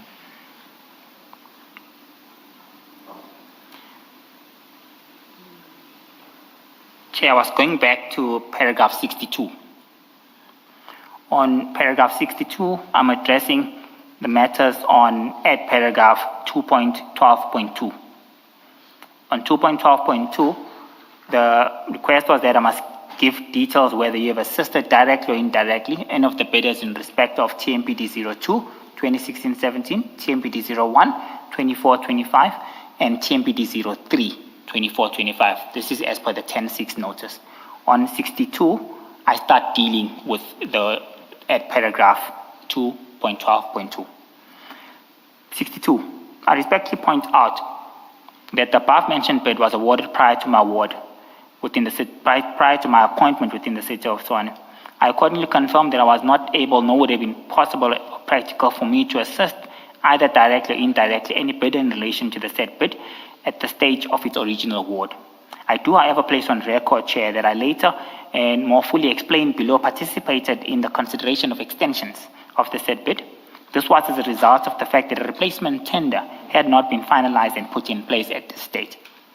To avoid any misunderstanding, I deem it necessary to explain the ordinary process which must be followed.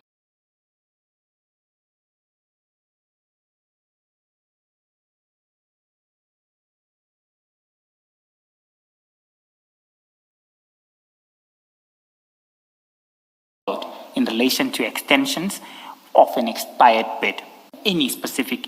In this instance, Tshwane Metro Police Department submitted a request for the extension of bid to be considered by the BAC. In my capacity as the chairperson, I presided over the meetings at which the requests for extensions were considered. My involvement in that regard was confined to the discharge of my official responsibilities within the prescribed governance and committee processes applicable to such extensions. Paragraph 66. Officials from TMPD make the necessary representations, Chair, setting out the reasons why extensions must be made for TMPD 2, 2016-17. These presentations are then considered by the BAC. After due consideration, will make a recommendation in accordance with the applicable process. The final decision in this respect, of course, of approval of any such extensions does rest with the accounting officer. I state, Chair, for the record, that all submission applications in relation to the extension for the relevant contract were prepared, managed by the duly authorized representatives of TMPD in accordance with their respective responsibilities. In my capacity as the chairperson, I presided over the following meetings at which extensions were considered by the BAC. In total, there were about 5 extensions which were brought. These extensions, I want to reiterate, are brought on board by the user department, in this case TMPD. They come to BAC, they say, this tender is expiring, we still need the service, please can you extend this project as a result of this not being finalized. On the first instance, on the 20th of February 2025, an official who is delegated by TMPD comes to BAC, Mr. Veli Nandule, requests for an extension. This extension, Chair, is not granted. An GM4 has been attached, and I would like us to go and discuss the reasons why this initial extension was not granted. On GM4, on the paginated bundle for the second bundle, I think this has been captured under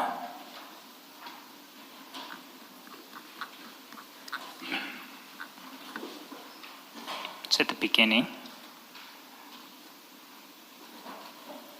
So at the beginning of the pack for the commission scrutiny, page number 38. So on page number 38, you can see that the individual comes to BAC. He asks for an approval on the expansion of TMPD 02 for a period not exceeding 4 months with effect from the 1st of March.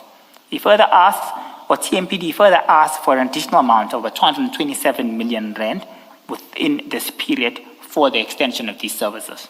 3, he gives us a cost center or a GL, which we utilize to pay for this extension services. 4, they also request for an envisioned price escalation in line with the CIRA rates for the period of appointment. They then give a list of the bidders that must be attended to or extended. BAC raises significant exceptions on these requests that are being brought on board. First of all, Chair, budget issues are not considered by BAC.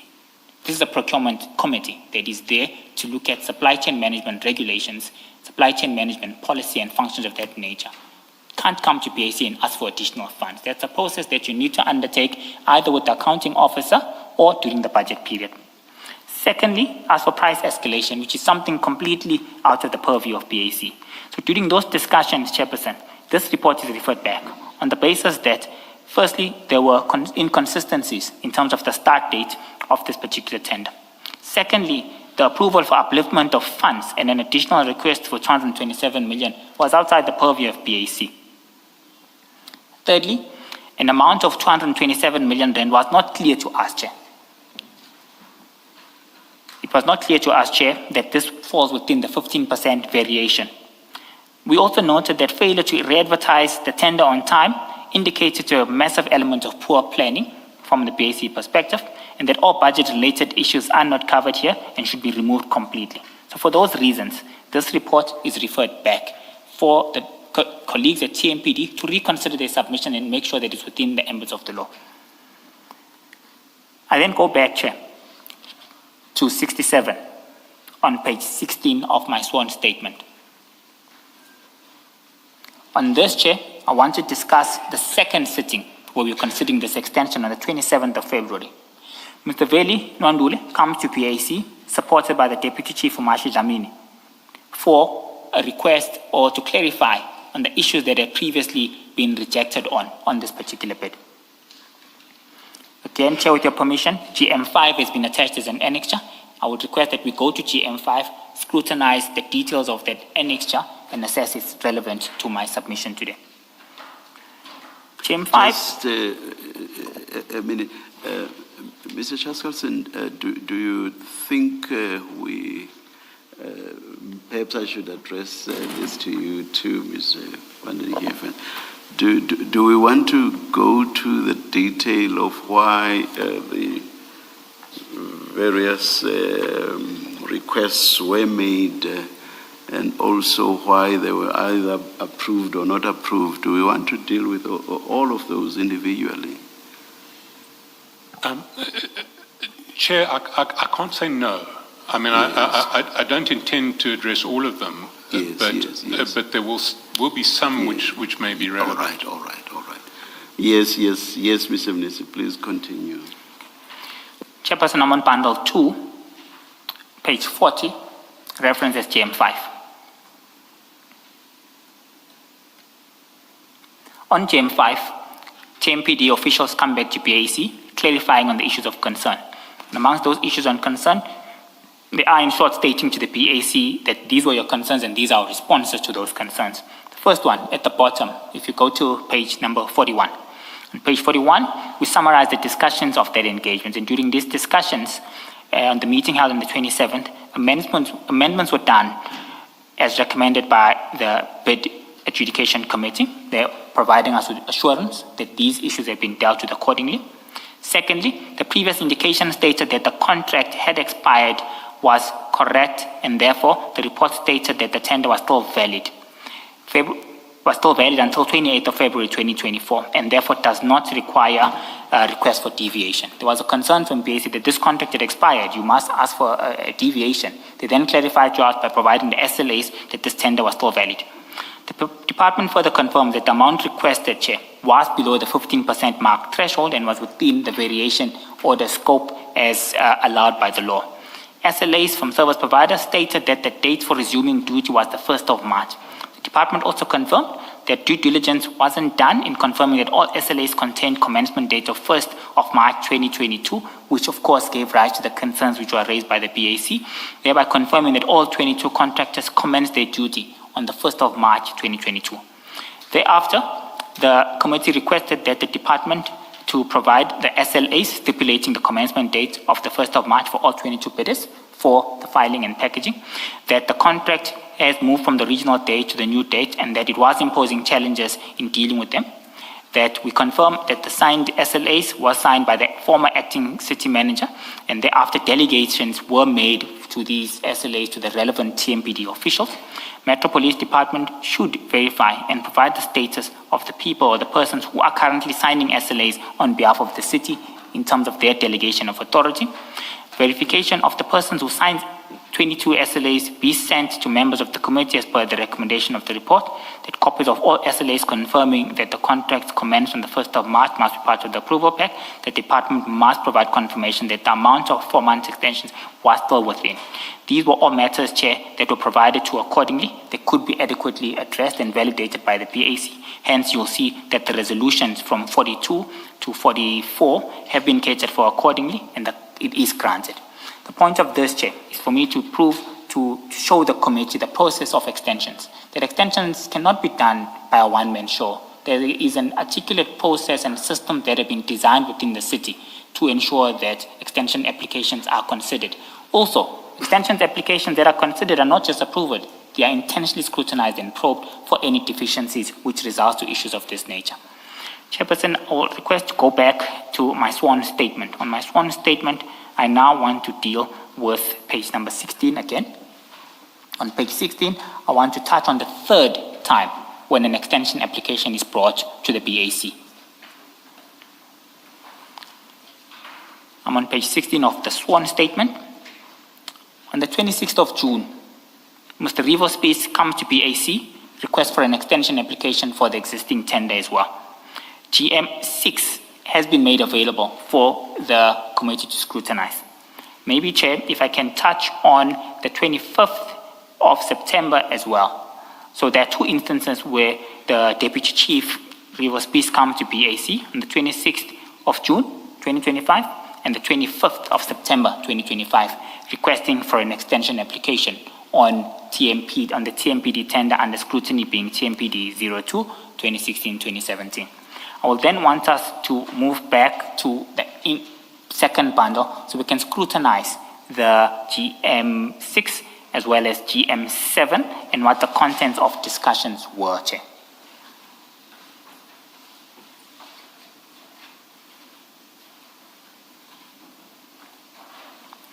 GM6 and GM7 start on page 45, Chair. On page 45, we then start with GM6. And you'll take note there's a big difference on this, Chair. This does not come as an extension application anymore. It comes as a Regulation 36 supply chain management request. It's an outright deviation to appoint these same bidders. The reason for this is that PAC could not allow another extension on the basis that, firstly, we advised the department to ensure that they put systems in place to advertise the tender and fast-track the appointment process, one. Secondly, the 15% variation was depleted. There was no way that we could provide another extension. So TMPD then came on board knowing that with an outright deviation. So apparently from their perspective, they still needed the service. And within that service, as a result of the new tender not being finalized, came to BAC asking for an outright deviation. Within this, Chair, BAC of course scrutinized the application, has significant discussions with the TMPD presenter, in this case the DC Reverse Peace, and the deviation report is articulated as due to the reasons of finalizing the procurement process and delays in the probity report are some of the reasons that are provided by the DC Reverse Peace. However, taking into account the above, there is a huge element of poor planning that will be considered by oversight bodies or auditors like your Auditor General. The BAC then recommends that this will attract Regulation 32, meaning it will be irregular expenditure. No matter what motivation you can bring on board, there's no way you can convince a third party that it's as a result of internal processes. It's poor planning. It will be irregular expenditure. It must be investigated as such. We'll take note, Chair, that recommendation number 5 on page 47. As much as BAC provides the approval, taking into account the significance of this tender as presented by DC Reverse Peace, that cities' assets will remain unprotected, we have to raise an issue that this will attract irregular expenditure. It must be investigated accordingly. It must be reported to the Municipal Public Accounts Committee. It must be recorded and referred to Group Audit and Risk for further investigations, and it must be disclosed in the city's annual financial statements as such, any expenditure towards this. It is then approved and recommended to the accounting officer, who then approves it accordingly on page number 49, with the recommendation that this is an outright irregular expenditure. It must be investigated in line with the processes of Section 32 of the Municipal Finance Management Act. Similarly with GM7, hence I'm touching the instances of the 25th of June and the 25th of September concurrently. Similarly on GM7, GM7 is on page 50, Chair. On page 50, we'll take note that the DC Reverse Peace come to PAC again, and the reasons why there has been delays and that motivates for this extension is a result of the probity process currently undertaken. It has not been finalized. It's still in the process of being validated. Hence, they came back and they asked for another extension in the form of a Section 36 outright deviation. Similarly, BAC probes this and provides a similar recommendation that the service is indeed key. We don't dispute that from the department. However, supply chain management prescripts in the law, there has been deficiencies that have been identified. There's no way that we can account to this not being irregular expenditure. We then recommend under item number 5 that this must be treated as Section 32 of the MFMA. Irregular expenditure must be implemented accordingly. It must be referred to the relevant structures for further investigations. Further, it must be disclosed in the city's annual financial statements as part of our irregular disclosure note. And recommendation is made to the accounting officer by myself acting on behalf of BAC. The accounting officer duly approves the extension application for the second time on the 25th of September. The last time the extension application is brought on board, Chair, is on the 27th of November. I want to now move back to to my sworn statement on page 17, and I deal with the last aspect of this extension application. On page 17, 27th of November, Mr. Vusi Mabona, also a delegated official from TMPD, supported by the Deputy Chief Revo Spies, comes to BAC. They ask for another extension as a result of this tender still not being finalized due to the various processes that are still being undertaken. GM8 has been attached, and it's the last item on this process that I would love to refer the Commission to the second bundle, which has been adequately captured on page number 54. On page 54 of the second bundle, we've got GM8. On GM8, similar process is undertaken. The department motivates, they tell BAC that they are aware that it will attract Regulation 32. However, they cannot ensure that the city's assets are unguarded. They are aware that this will attract irregular expenditure as with the previous approvals. The approval is then granted accordingly as Section 32, as a Section 32, as stated in Resolution number 4 of GM number 8, captured on page number 56. Equally, Chair, BAC is clear that this extension or this appointment, this is not an extension, it's an outright deviation appointment. Just to get the wording correct, for the last 3 instances, it will attract irregular expenditure. We are referring it to the relevant authorities for further investigation. Prudently as well, we need to disclose this in the city's annual financial statements. That, Chair, now deals with paragraph number 67. So I'll go back to my sworn statement on paragraph 17 and finalize paragraph 68, 69, and 70.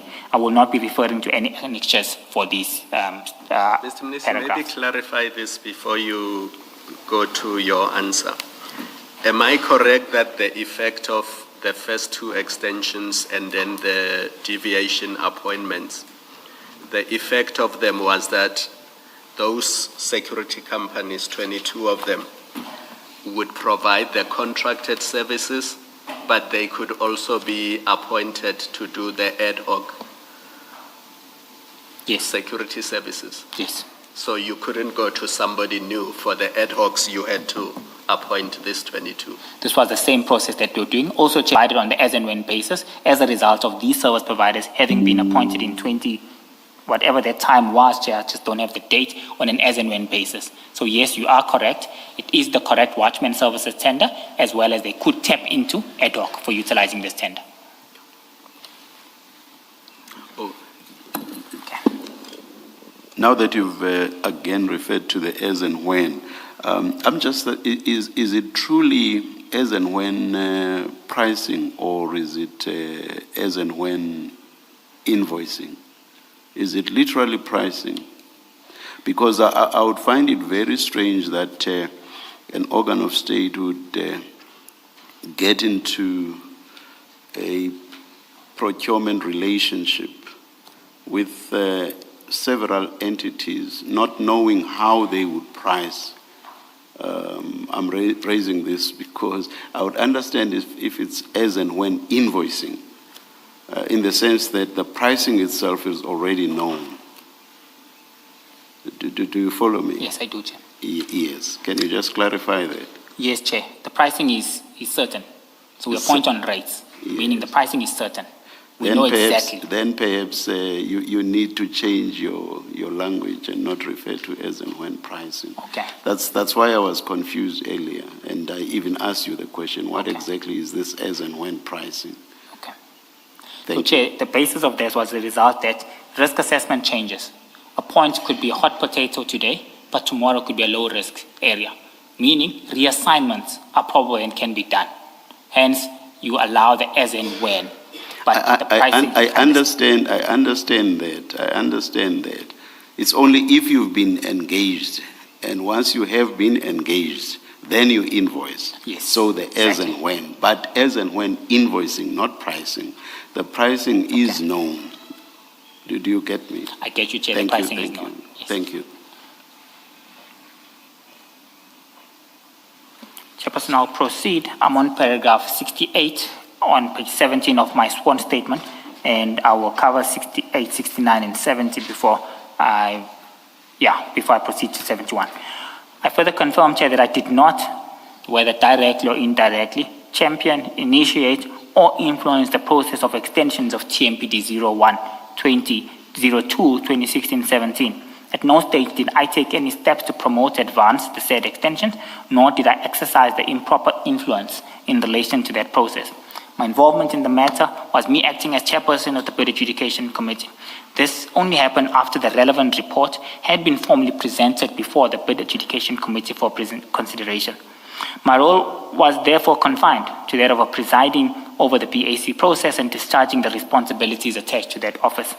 I was not the person responsible for initiating, leading, or motivating any extension application. Any steps taken in relation to the preparation, submission, or advancements of extension application chairperson are undertaken by the relevant TMPD officials within their operational and administrative mandates as outlined above. And I think at that point, let us take the lunch adjournment and resume at 2 p.m. Let's adjourn. Thanks, Chair.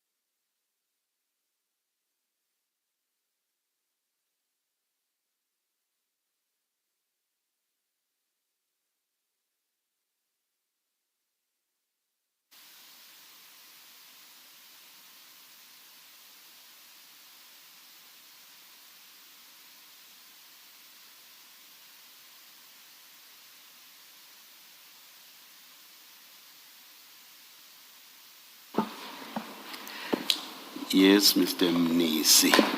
You were to start at the foot of page 17, I think, eh? Thank you. Thank you, Chair.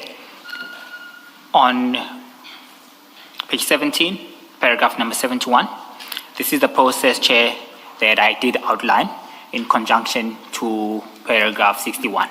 So this is just in summary where I indicate my involvement in TMPD 01, 2024-25, and I think I've outlined that process from an end-to-end perspective. So with your permission, Chair, because I've touched on 71 to 109, I would request that I prospectively start my presentation now on page 28, paragraph 110. Yes.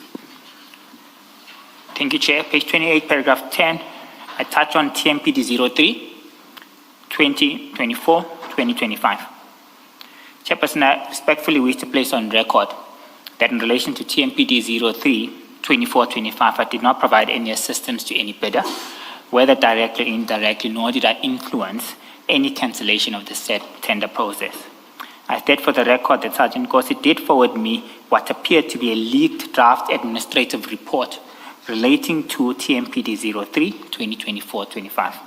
I further wish to state on record that my insistence and in the exercise of my oversight responsibility, the tender in question was subjected to a probity assessment in order to ensure high integrity, lawfulness, and procedural fairness of the procurement process of tender TMPD. Can you just explain what an administrative process is? Is it part of the evaluation process? Does that document, the report, does it belong to BEC, BAC? Where does it belong in the procurement process?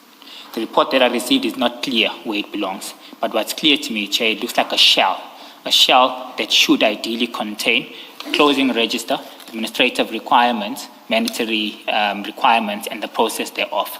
It didn't specifically state or indicate which process it fall within, but from my perspective, it looked like a shell of a leaked administrative report. Based on your experience, where in the procurement process would such a report fit in?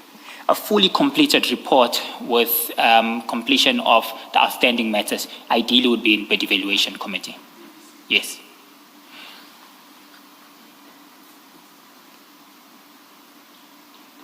Thank you. 113, the probity report by an external legal firm again, once concluded, Chairperson, reveals material serious irregularities in the manner in which certain aspects of the bid process had been conducted.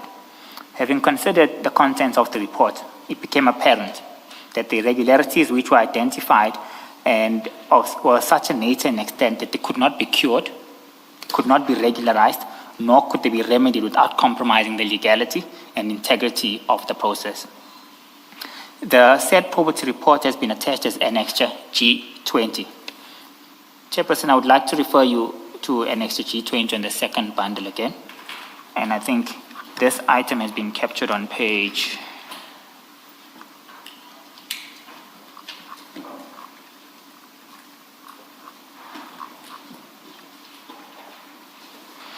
402 of the second bundle.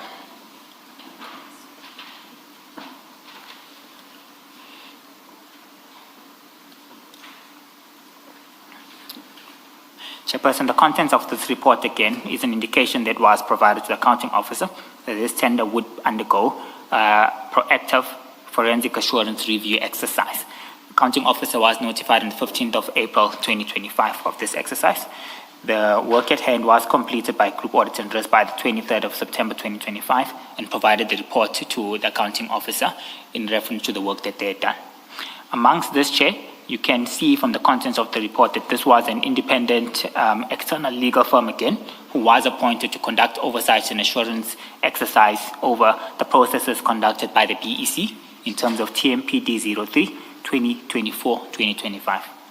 I think what's essential for us to take note is the findings, and the findings have been captured adequately on page 406. Chairperson, the mandates are similar to what I had presented previously. The purpose of this is to ensure that BEC ensured a thorough exercise in terms of conducting the work that it's supposed to conduct in finalizing bids. Nonetheless, the findings, there were a number of issues that were picked up by the probity report. in total about 13 of them. Amongst these issued, they conducted a review and they made the final following findings. First of all, the BEC score sheets dated and signed on the 29th of March. I'm on page 406. However, there were no minutes to support the assumption that there was a BEC meeting on the 29th of May 2025. This is a matter, Chairperson, that can't be cured. If an instance happens today, but there's no evidence of it happening today, there's no way you could backdate or recreate minutes. It's also an indication that the process that is being undertaken here, there were significant issues which couldn't easily be cured or substantiated by any BEC. That's finding number one. Finding number two indicated an additional massive issue of concern. Within this issue, Chairperson, that there were no score sheets for one of the BEC members, Mr. Chukudu P. Malaji, who attended the evaluation meetings. It was unclear as to whether or not he had participated in the evaluation process or not. This then gave further guidance to BAC that there might have been a quorum issue. If one able to allocate score sheets and the registers are signed, it's a massive red flag which wouldn't enable us to proceed with the award of this particular tender. On finding number three, the meeting to recommend the tender was held on the 28th of May 2025.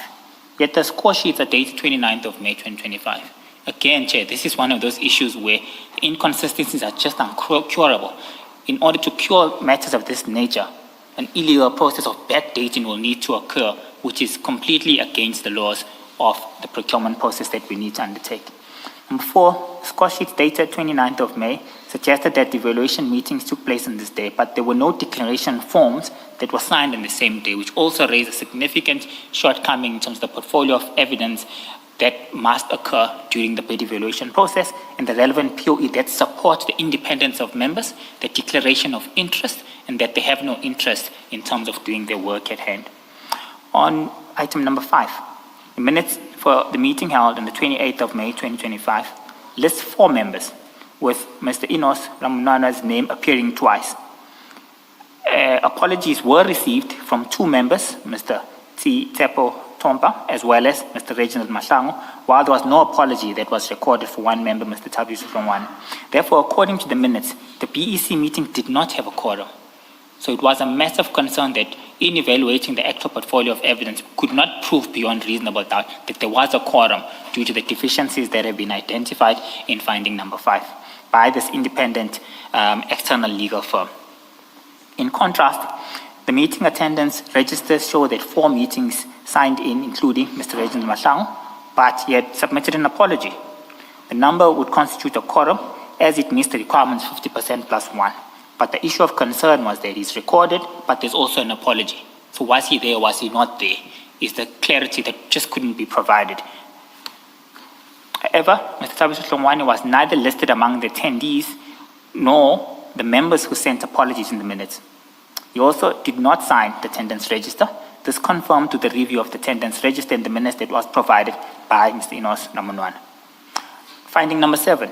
One of the bidders was unfairly disqualified for failing to attend a compulsory briefing session.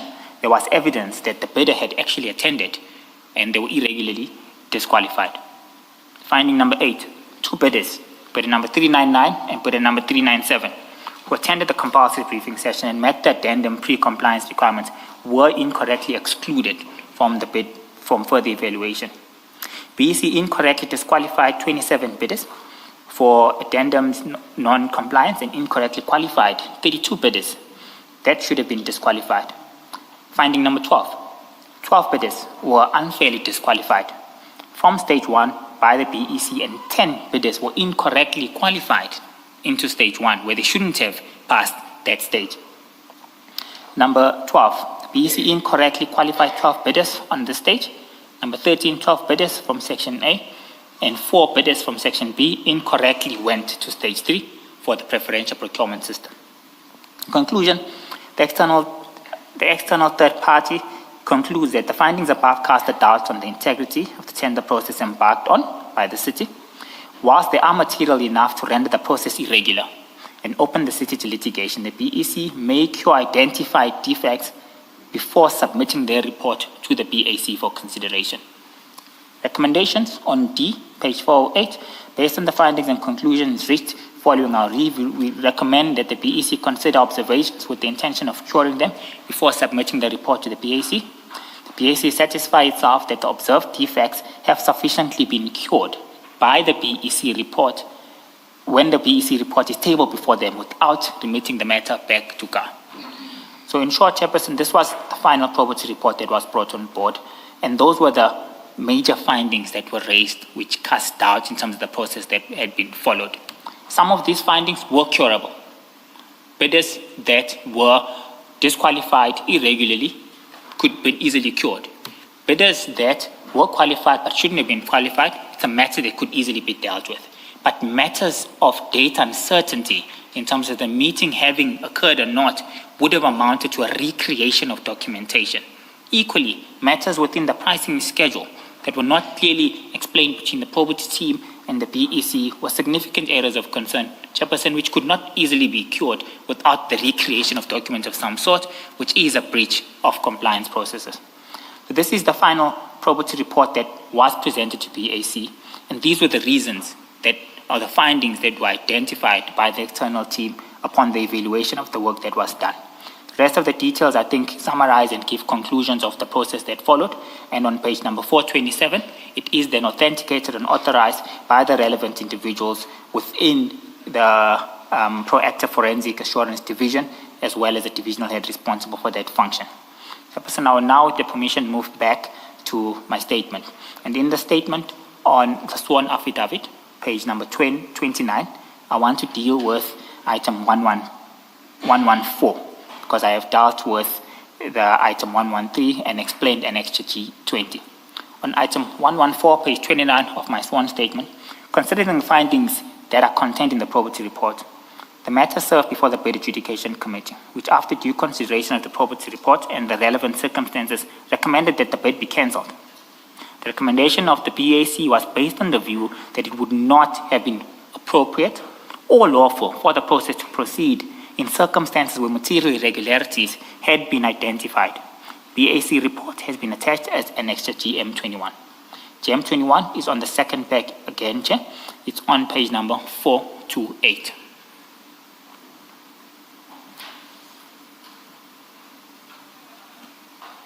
On page 428, Chairperson, the report is presented to BAC as a cancellation report by BEC. BEC identifies themselves that due to the nature of the findings that have been raised by the independent external probity team, there are aspects that could not be cured at all without raising any further unlawfulness or irregularities. Hence, a cancellation report is brought on board that the BAC takes note on item number 7, that as an accounting officer may cancel an invitation to bid owing to changed circumstances. 1, there could be no longer need for the services or goods and services to be provided. B, funds could not be available. 3, there were no acceptable bids that were received. In this instance, and in this case, item number D was applicable, that the evidence of the material irregularity for non-compliance by any legislative requirement may lead to an audit finding. And this is the basis in line with the regulations of the Municipal Finance Management Act and its regulations, which was relied upon in order to cancel this bid, that there was significant or evidence of material irregularities that just could not be cured. Chairperson, there were further discussions, and amongst these discussions, BAC noted further issues in terms of the interpretation of pricing schedules, which were not, in some instances, there were blank spaces, and these are some of the matters that might not have been fully elaborated on the probity report. And for a result of these reasons, these were additional reasons that the accounting officer must take into account that these are uncurable matters. This results in potential self-evaluation of bidders and potential unjustified disqualified bidders. That the material irregularity due to the interpretations of the specifications and the pricing schedule remained an issue that could not be cured. Therefore, it's an additional issue that must be raised over and above the issues that have already been identified by the probity team. Therefore, there was a resolution and recommendation that this tender and above the issues that have already been identified by the probity team. Therefore, there was a resolution and recommendation that this tender must be cancelled. Resolutions was endorsed by the Bid Adjudication Committee and recommended to the accounting officer. Our accounting officer further approved the cancellation due to significant material irregularities that were identified during the process. So the effect of this is that the 2017 award in 2022, which you said was irregular, ends up being a 6-year award to those companies. The effect to this, Chair, is that most likely TMPD could follow two processes. They're already on a deviation. They could pick to utilize the current existing 27. Because it's a deviation, Chair, they could go out and pick any other individual. The outcomes and the impact of that are the same. TMPD or the user department chooses to maintain the status quo of saying we will go with the existing 22 companies. There was an option because it's an outright deviation, meaning now I could go out and just pick anyone based on capacity and ability to deliver a service. But in this instance, Chair, it meant that this tender was cancelled and another deviation process would have to follow. The decision to embark on the choice of deviation rests with the user department in terms of will we proceed with the current existing 22? It's an outright deviation, Chair. I'm now allowed to go and pick anyone in the market.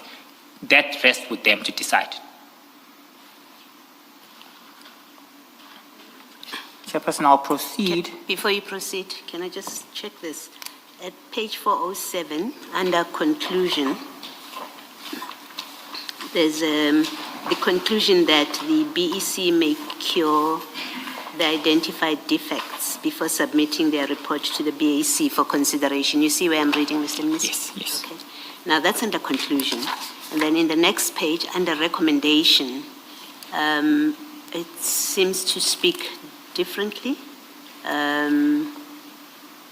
We recommend, the recommendation is either 14, which is consider observations with the intention of curing them, that's the BEC, and then it says the BAC satisfy itself that the observed defects have been sufficiently cured when the BEC report is tabled before them without remitting the matter back to BAC. You chose, so the BAC in this case chose option in paragraph 14, is that what it means?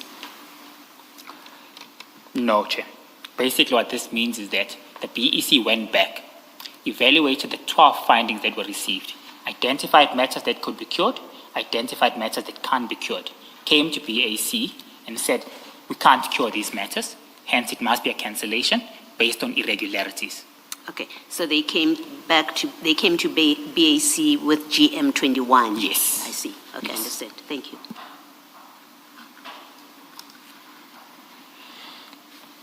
Chairperson, I then move over to 115, where I further confirmed the reasons for the recommendation to cancel the bid was subsequently considered by the accounting officer, who accepted and approved the recommendation. The decision to cancel the bid was therefore taken as a result of following proper governance and decision-making processes as prescribed within the city supply chain management function.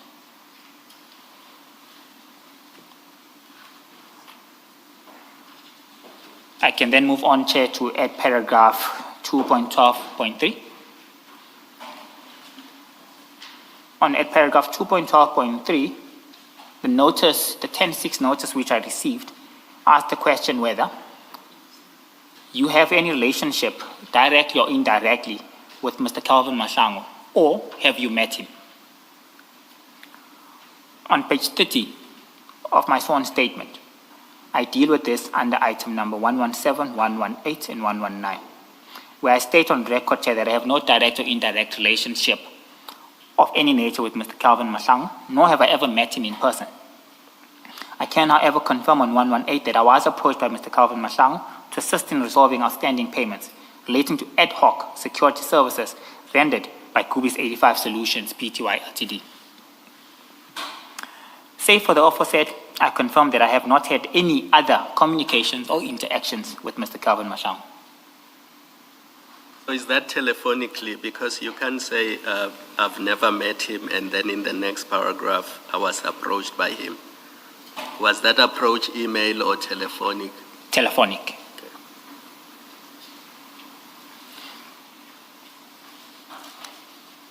Moving on, Chair, on add paragraph 2.12.4 and 2.12.5. The 10-6 notice requests me on 2.12.4 whether I shared any information relating to tenders of TMPD 02 2016-17, TMPD 1 24-25, and TMPD 3, 24-25 with Sergeant Kosi or any other persons, including the bidders outside City of Tshwane and the TMPD in relation to. While 2.12.5 states that if the answer to the preceding paragraph is in the affirmative, please indicate what information was shared and the date and the purpose of such sharing, and information and the purpose of such sharing. Chairperson, the answer to this has been catered for on page 30, paragraph 120 for both of these paragraphs, and the answer is no. At paragraph 2.12.6, whether you have paid or facilitated the payment of any persons or purchased any gift for any persons referred to in the notice, including but not limited to Sergeant Kosi. My answer to this, Chair, has been captured on paragraph 121 at paragraph 2.12.6. In fact, let me cover both of them, Chair. The question on 2.12.7 on the notice is if the answer to the preceding is in the affirmative, please provide details in the purpose of such gift or payment.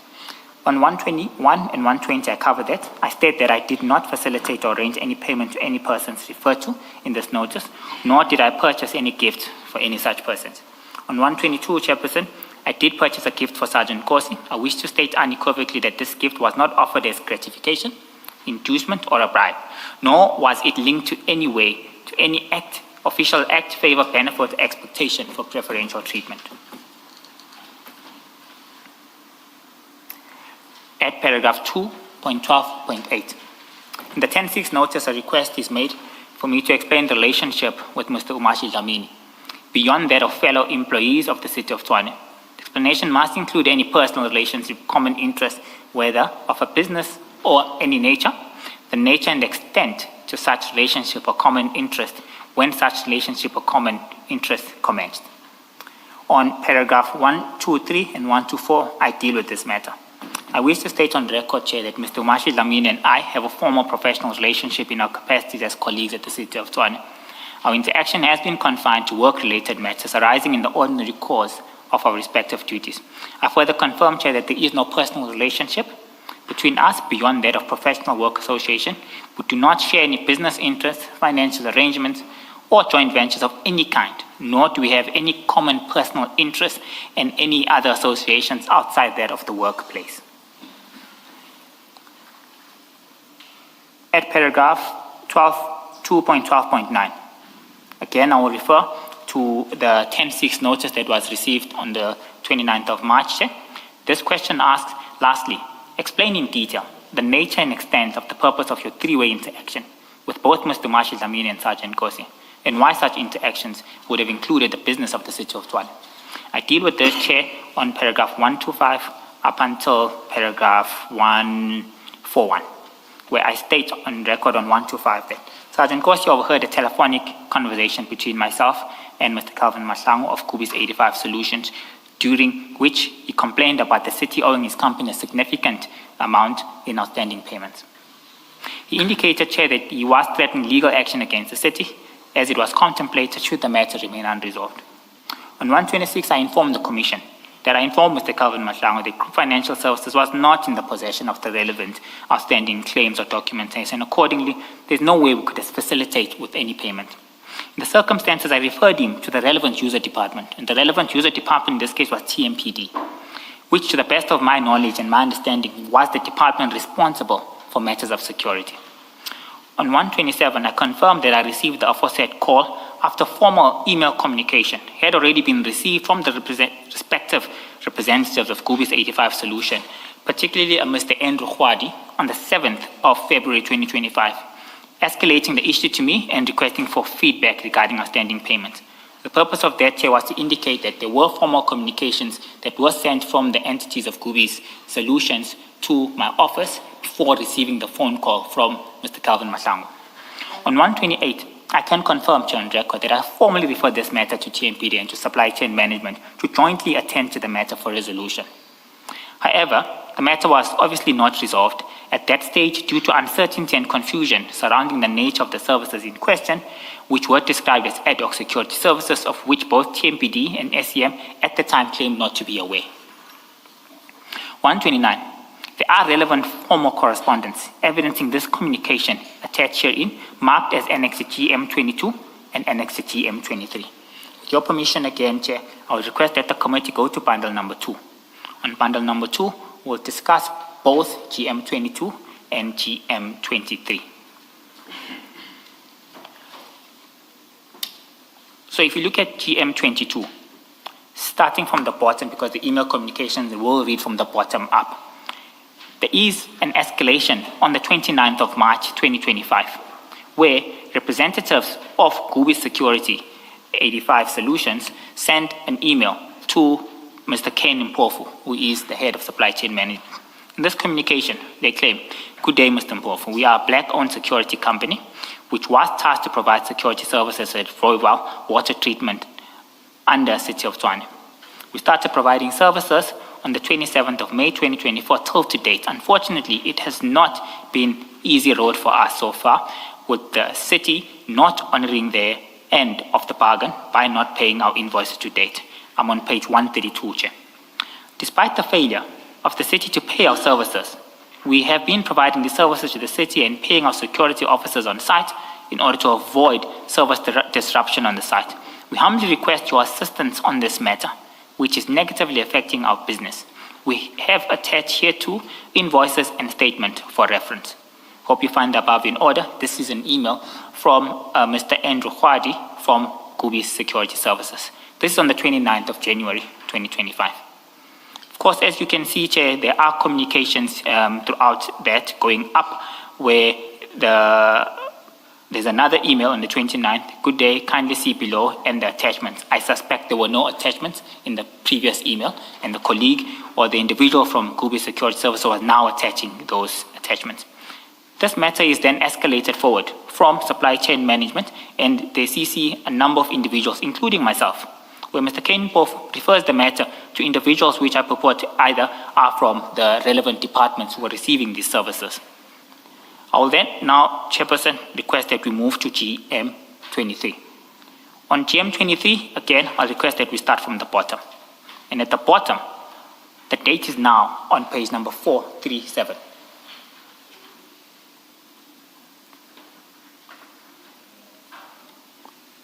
So on page 437 at the bottom, Chair, we have to read this email communication upwards. Representative from Gubi's 85 Solutions, Andrew Khwadi, sends an email to myself, CCs a number of individuals which are from the city, supply chain management, TMPD, I think the user department, as well as individuals from their own offices. "Good day. Kindly find attached letter with regards to our frustrations when it comes to non-payment of invoices. We have also attached a letter from the unions regarding non-payment of salaries for security officers. Hope the above is in good order. Your assistance will be highly appreciated as your office is our last resort."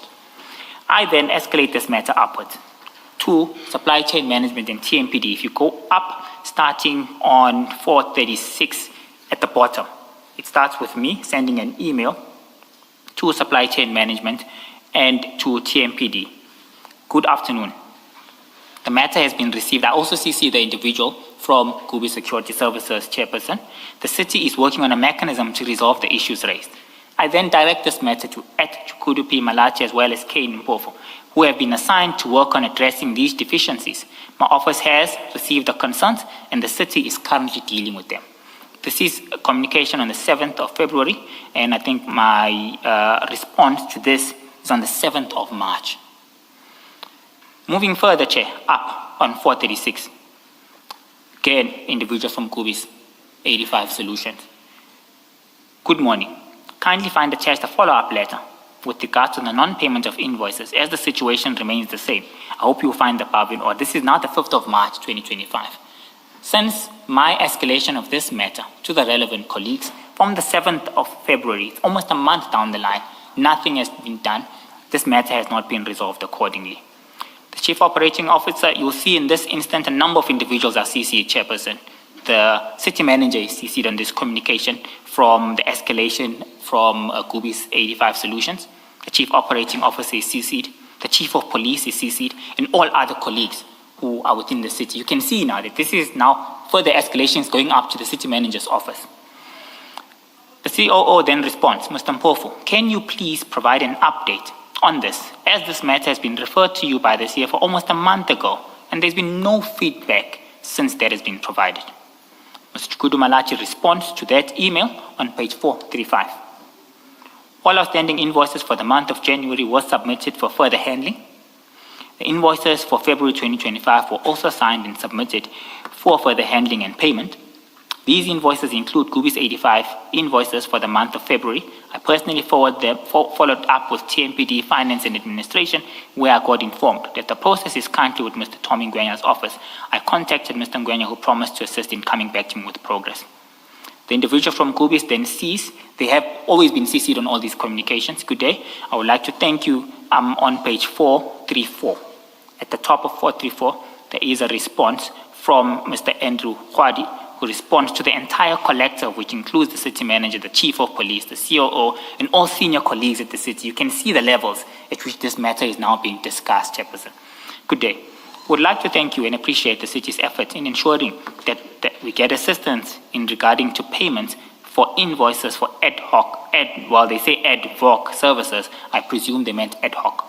We confirm the receipt of purchase orders on the 6th of March 2025. We will update once we receive payment from the city. That is the final aspect of that email, Chairperson, that I wanted to bring to the attention of the committee. I'll now go back to the sworn statement on page 32 and complete the thought process around that before I go to paragraph 130. The purpose of bringing GM22 and GM23 for the Commission to take note of that the matter of outstanding invoices did not emanate out of the blue. It was not a matter that was just concocted as a result of a phone call that I might have received from Mr. Calvin Madlanga. This matter started on the 29th of January, as clearly articulated in item GM22. This matter was delayed as a result of many officials not attending to the issue for a variety of reasons which I am not aware of right now. I personally, on the 7th, follow up and make escalations in terms of what are you doing in terms of resolving this matter. This then persists, the individuals then escalate the matters up, Chair. CC the city manager, the COO, as well as the chief of police in terms of this matter that we're all facing now.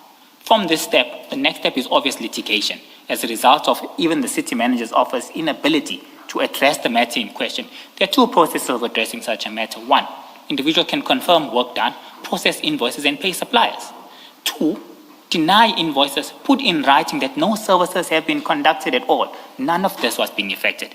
There was confirmation that the work has been received, the work has been certified as true and correct by the relevant authorities. So it begs to the question is, why are invoices not paid? We've got a 30-day policy in the city in terms of making payments. So that's the sequence of events which builds up to 130. Can I get clarity on these emails? I noticed that Mr. Dlamini is not copied. Yes. In any of them? Yes. He is not copied for some reason, Chair. I'm not aware why. So when I escalate the matter, I escalate it to supply chain management and Mr. Malachi, who was responsible for managing asset management issues. But even you did not copy him? No, Chair, I did not copy him at this point. You didn't consider him essential to this process? At this point, Chairperson, I did not copy him at all. Can I just, in terms of process, the email at GM23 from Khwadi to Malachi, it speaks about them having received purchase orders. What is the purpose of a purchase order? Can I just go to the page, please, Commissioner? It's page 434. 434. So on 434. Yes. So the date is the 12th. It's really just to try and understand process, how the process works. Okay. He says we've now received purchase orders and we'll let you know once we've received payment. And the question is, what purpose does a purchase order serve? Yes. So I'm also taking note of the date. Yeah. The date is the 12th of March where this individual sends this email. So this means the intervention process had already been concluded. And when they indicate that we've received purchase orders, it means the invoices have now been processed and they're ready for payment. They've now been certified. Maybe let me backtrack a bit, Commissioner. Once purchase orders are issued, it means relevant invoices have been authenticated. The work done has been certified true and correct. They've assessed the portfolio of evidence, which might include timesheets, approvals from the relevant business units, as well as TMPD, and all portfolio of evidence of that nature. From that process, invoices are uploaded onto the system, which then creates purchase orders. Purchase orders allow the process of invoices to be paid, which means they were now eligible for payment. So an invoice is uploaded first. Yes. This is from the supplier, the service provider. They submit an invoice. You upload it onto the system. You say it then a purchase order gets issued. Yes. Is that what you're saying? Yes, Chair. And then how does it land? How and why does it land with the service provider, the purchase order? Okay. So, Chair, you'll remember I indicated to you the process of digitizing our supply chain management. Within that process, the system communicates directly with service provider. We're trying to minimize any manual interventions. So what would normally happen is, once invoices are submitted to the relevant user department, at this stage, this is still manual, remember. We're getting to a point where the service provider will upload them automatically onto the system. We're still getting there. We're still in the process of implementing SAP Ariba Business Network in full. At this point, however, I want to reiterate that invoices are sent manually to the relevant individuals. Once these relevant individuals receive these invoices, they upload them within their delegated authorities. Within these instances, colleagues from TMPD would receive invoices, validate work done, assess whatever POE that they have, then upload invoices for creation of purchase orders. The service provider then automatically receives communication as a result of them being a vendor and being fully migrated on SAP Ariba, which includes all their purchase orders. There's no need for an individual to now send a purchase order. In the past, Chair, we'll find that within that process there are further delays. But once purchase orders are created, there are delays where individuals are not sending them out. So in this instance, the system automatically sends out POs to all service providers. Thank you. Chairperson, I'm moving back to paragraph 130. And on paragraph 130, I expect that after this whole process, Mr. Calvin Madlanga, through this phone call, informed me that he had already had discussions with representatives from his department, had already been in contact with several individuals from TMPD, but he had not received the necessary assistance or attention. Again, Chair, with this, I will refer you to GM 22 and 23, where those representatives in the form of Mr. Andrew Hardy was communicating with various officials and escalating the matters accordingly. He further indicated that there were claims related to invoices for ad hoc security services allegedly rendered to the city's group water and sanitation business unit. As indicated in the email again, they confirmed that they were guarding Royal wastewater treatment stations and other stations of that nature. On 131, my understanding at the time was that all functions related to security services were vested within TMPD, and the TMPD was accordingly the only department competent, Chair, to address and resolve the matter. I therefore informed him that I would refer the matter to TMPD for further clarity, and that there was no further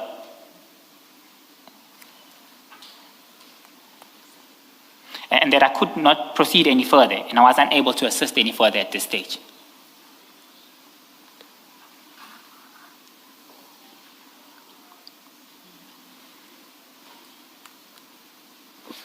No, please continue, Mr. Minister. Okay. On 132, Chair, following the call, Sergeant Kosi clearly, as I discovered, subsequently took it upon himself to assist, as he knew Deputy Chief Umashi Dlamini from TMPD, who was responsible for finance support and admin-related matters. And you'll take note, in my previous communication, I had not CC'd him. I had CC'd the director responsible for TMPD, which was Mr. Malach at that stage. And in further escalations, the Chief of Police is also CC'd. Unfortunately, for some reason, Mr. Umashi Dlamini hadn't been CC'd in those communications. While the matter was ongoing, it was subsequently confirmed that the outstanding invoices, Chair, did relate to security services that had been commissioned on an ad hoc basis by the city's group water and sanitation business unit in conjunction with TMPD.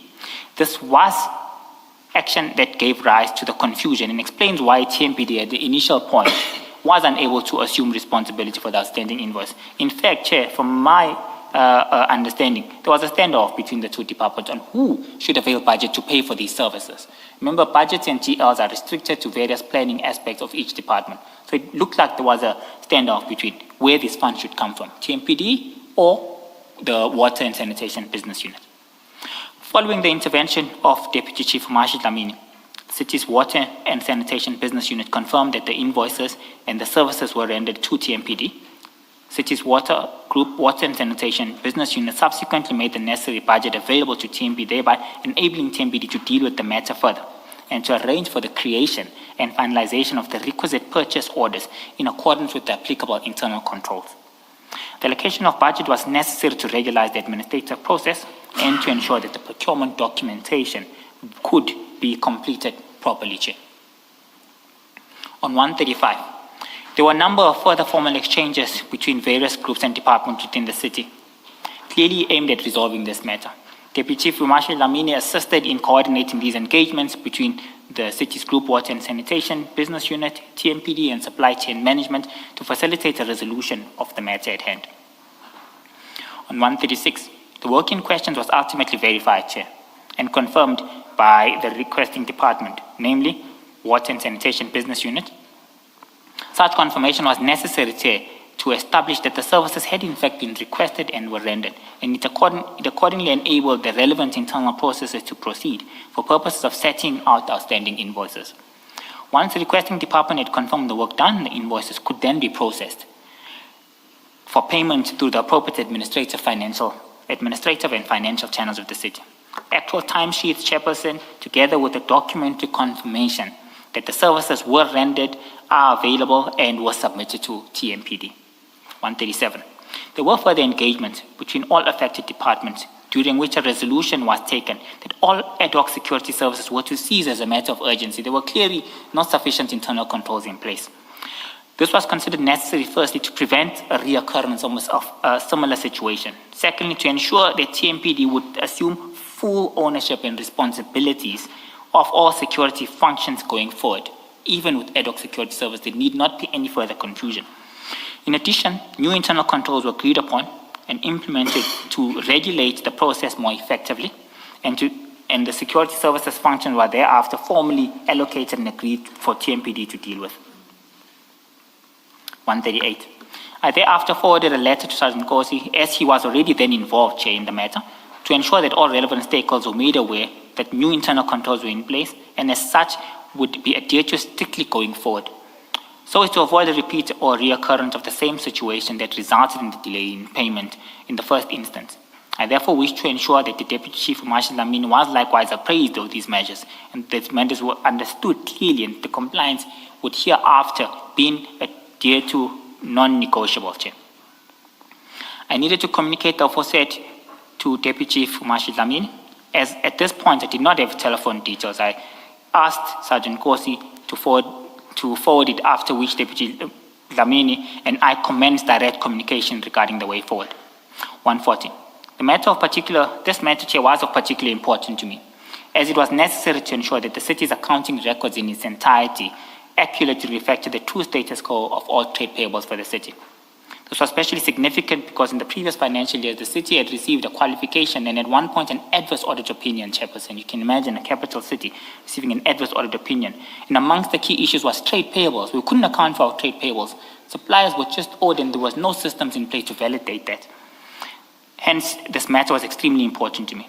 Through the implementation of mitigating measures and strengthening internal controls, the city had taken steps to address this qualification matters, Chair, in the past, and they were addressed accordingly. Accordingly, mindful that a situation of this nature should not be allowed to reoccur to persist moving forward. The reason for this, Chair, is that it's a qualification error and an audit finding that we're dealt with, and we're dealt with effectively. So there was no way I could afford for a situation for this finding to reoccur in the upcoming financial years.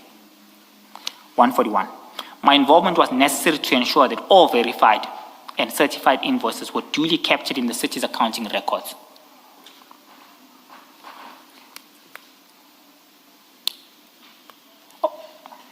Or where appropriate, formally disputed, Chair. So not only am I saying that invoices must be validated, certified, but there's also an option to dispute. That's a fact that's there, Chairperson, and all of us must understand that if there's no corroborative evidence that the work has been done, there's an option to dispute, and we make that available to all departments at all the time. Chairperson, where appropriate, formally dispute before month end. Resolving this matter before the close of the month was essential to ensuring that the city's books reflect fairly and accurately reflect the correct status of its payables. The fair presentation of the city's financial records form a core part of my responsibilities as the Chief Financial Officer, Chair, and any other matter of integrity in terms of those records. even where it's originating from other departments, Chair. Unfortunately, if there's a mishap and the trade payables are not accounted for accordingly, the branch is on me.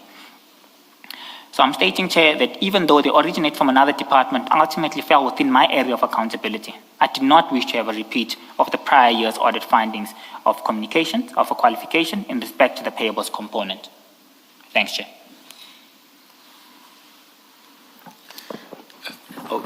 Perhaps before we move on, Mr. Mnisi, at the risk of having misunderstood you, I want to correct you on something. Of course, you will correct the correction if I'm wrong.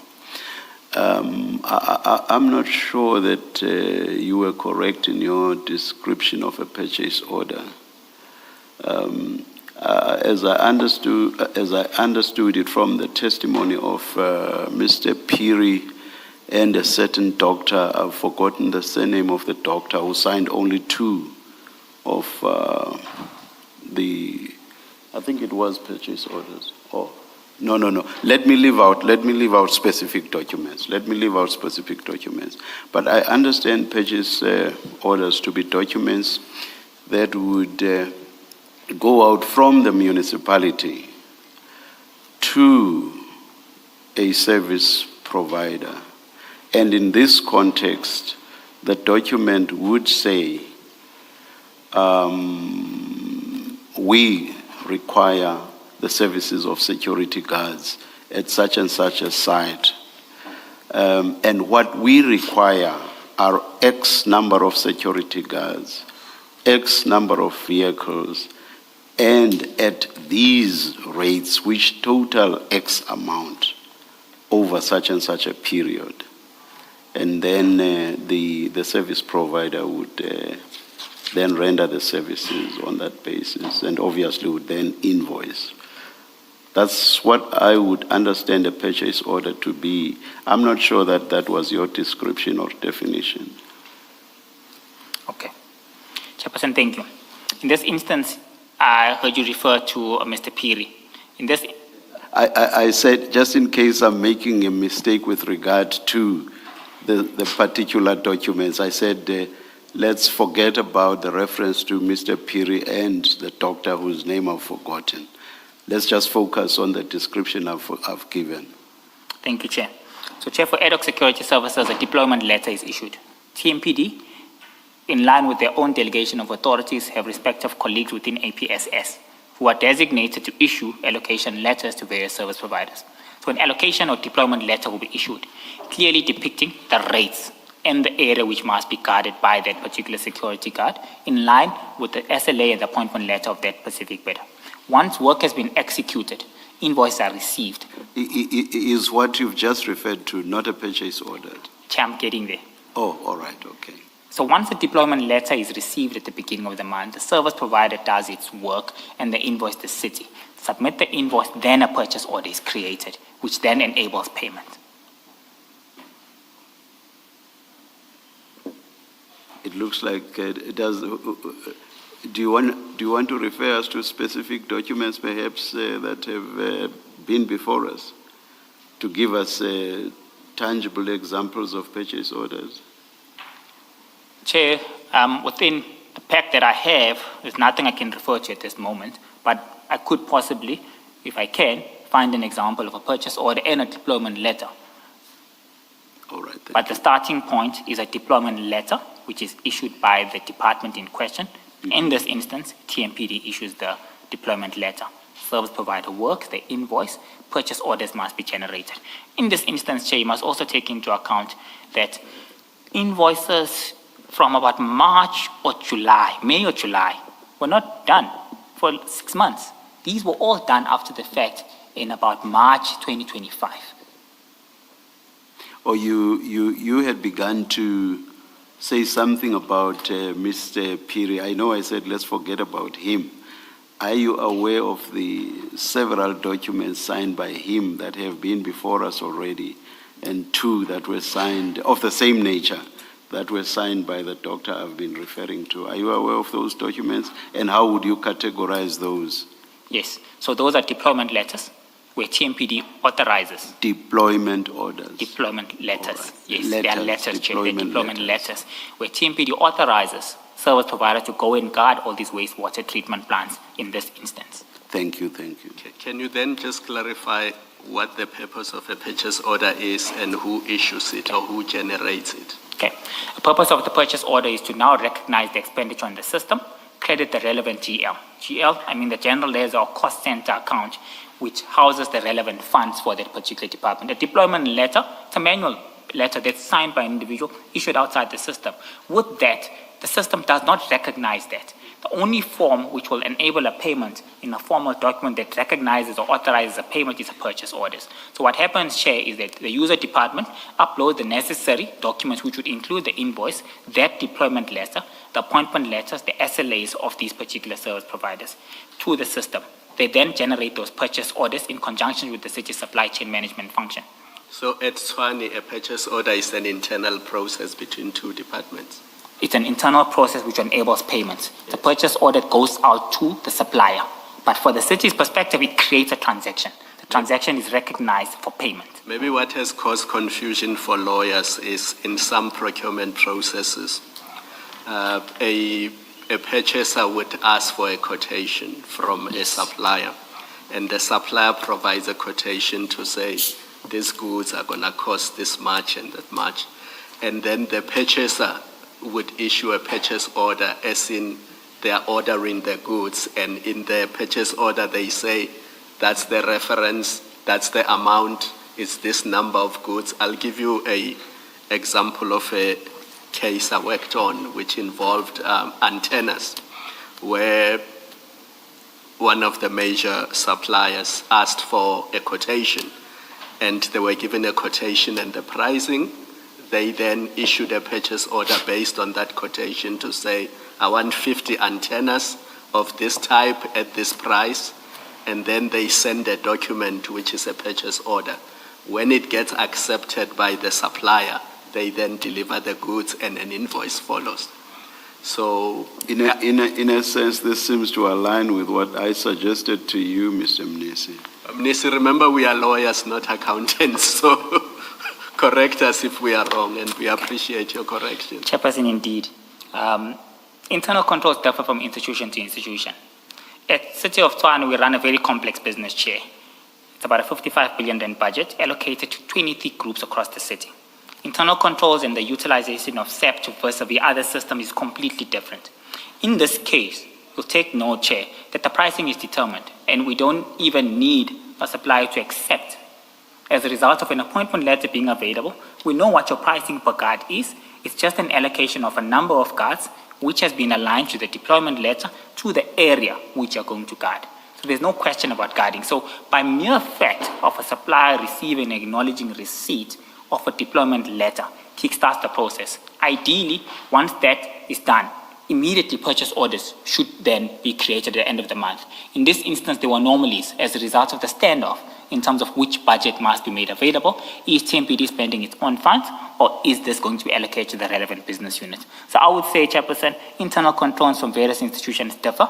From our perspective, it is a bit different to what you're prescribing now. That would suffice if it was a normal procurement between 0 and 750. On that explanation, a purchase order would be issued before an invoice. Chairperson? You've just said ordinarily a purchase order must be issued within 30 days. No, Chair. I'm saying at the end of the month. At the end of the month. The invoice will be received. It will then be captured in the system, and a purchase order will be generated. Okay, So, I'm with you. you with me? So in this instance, we had to do all 7 months at once. Ideally, it could have happened in May, June, July. And what could have happened there is deployment letter is issued, end of the month, invoice is received, purchase order is created, payment is done. June, July, that's ideally what should have happened. In this instance, all of this happened at one go as a result of it not happening throughout the 6 months of the financial year.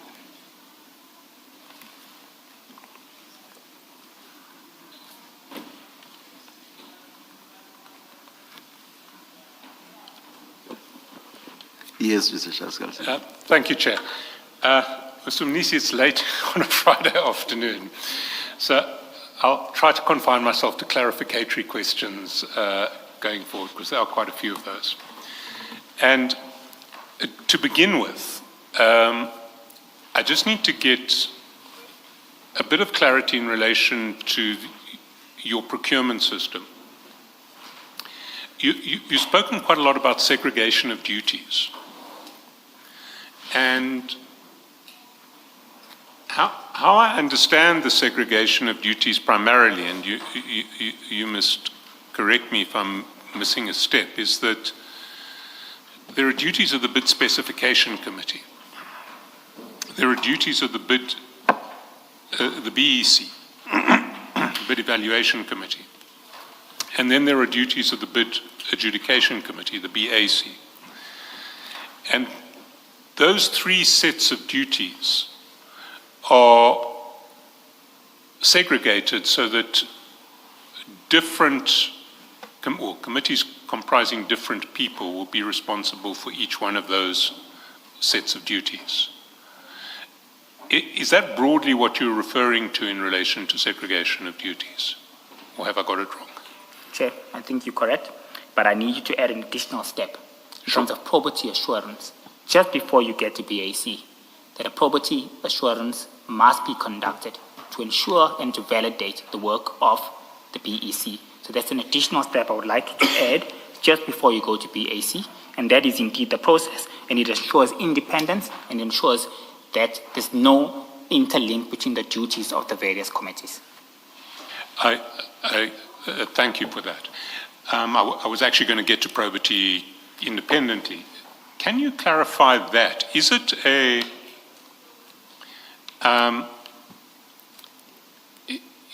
is probity assurance through a general audit and risk or through their contractors, is that something that is applied to every procurement process? I saw somewhere in the papers that suggests that it applies to all processes above with a value of more than 20 million rands. Is that correct? That every tender with a value of more than 20 million rands will go through probity assurance? Chairperson, ideally, all procurement, that the city has taken a resolution that all procurement must undergo probity. Unfortunately, as a result of insufficient funds, we've restricted that in this financial year to any procurement with 20 million and above. Reason being, Chair, the complexity and the technical nature of any bids in excess to 20 million rand, and the risk assessment that we've seen over the past, that many bids over that threshold are always subject to litigations. They are complex in nature, where members of BEC sometimes miss crucial steps which puts the city at risk. Hence, at this point in time, we had to make funds available to ensure that we cover anything 20 million rand and above. Anything below that, Chair, with our experience, was low risk through the risk assessments that are conducted. Further to that, the technical requirements, the evaluation criteria was simple in nature and was almost straightforward without any major complexities.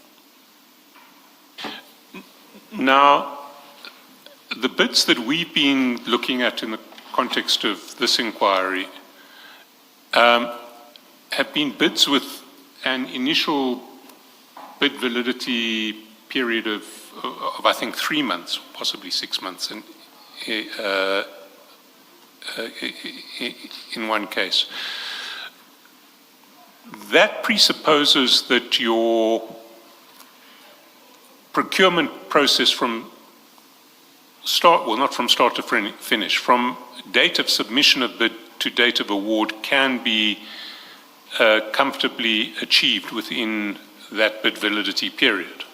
Because if it can't be achieved within that bid validity period, then you run the risk of having tender processes that get compromised because the extension to the bid validity period is not unanimously agreed by bidders. And I don't know if you're aware of this, but there are cases which say if your bid validity period is 3 months, then without everybody's consent, you can't run past 3 months. So do you tailor your processes and your bid validity periods in particular to a period that you consider reasonably achievable? So if the bid validity period is 3 months, does that mean that you think that BEC, probity and BAC can all do their work within 3 months? SC by law, and as per the MFMA, 90 days is the required period to complete all bids.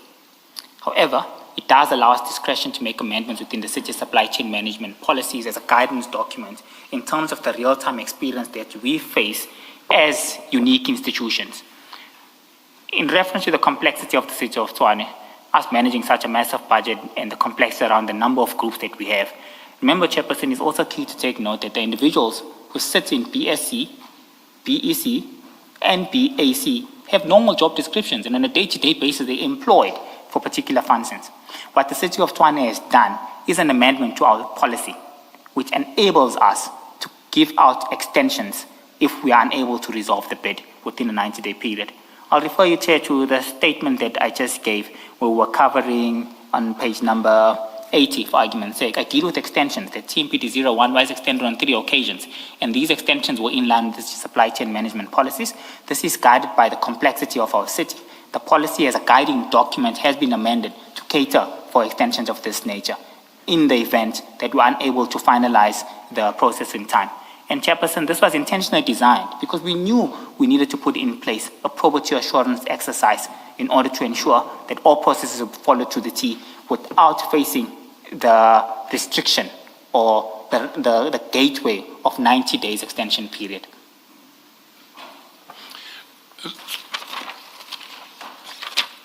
Then when we get to segregation of duties.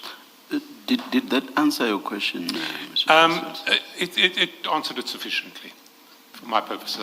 Chair, if you want further clarification, obviously. For my purpose, Mr. Mnisi, I just want to know, and I wanted short and direct answer, please.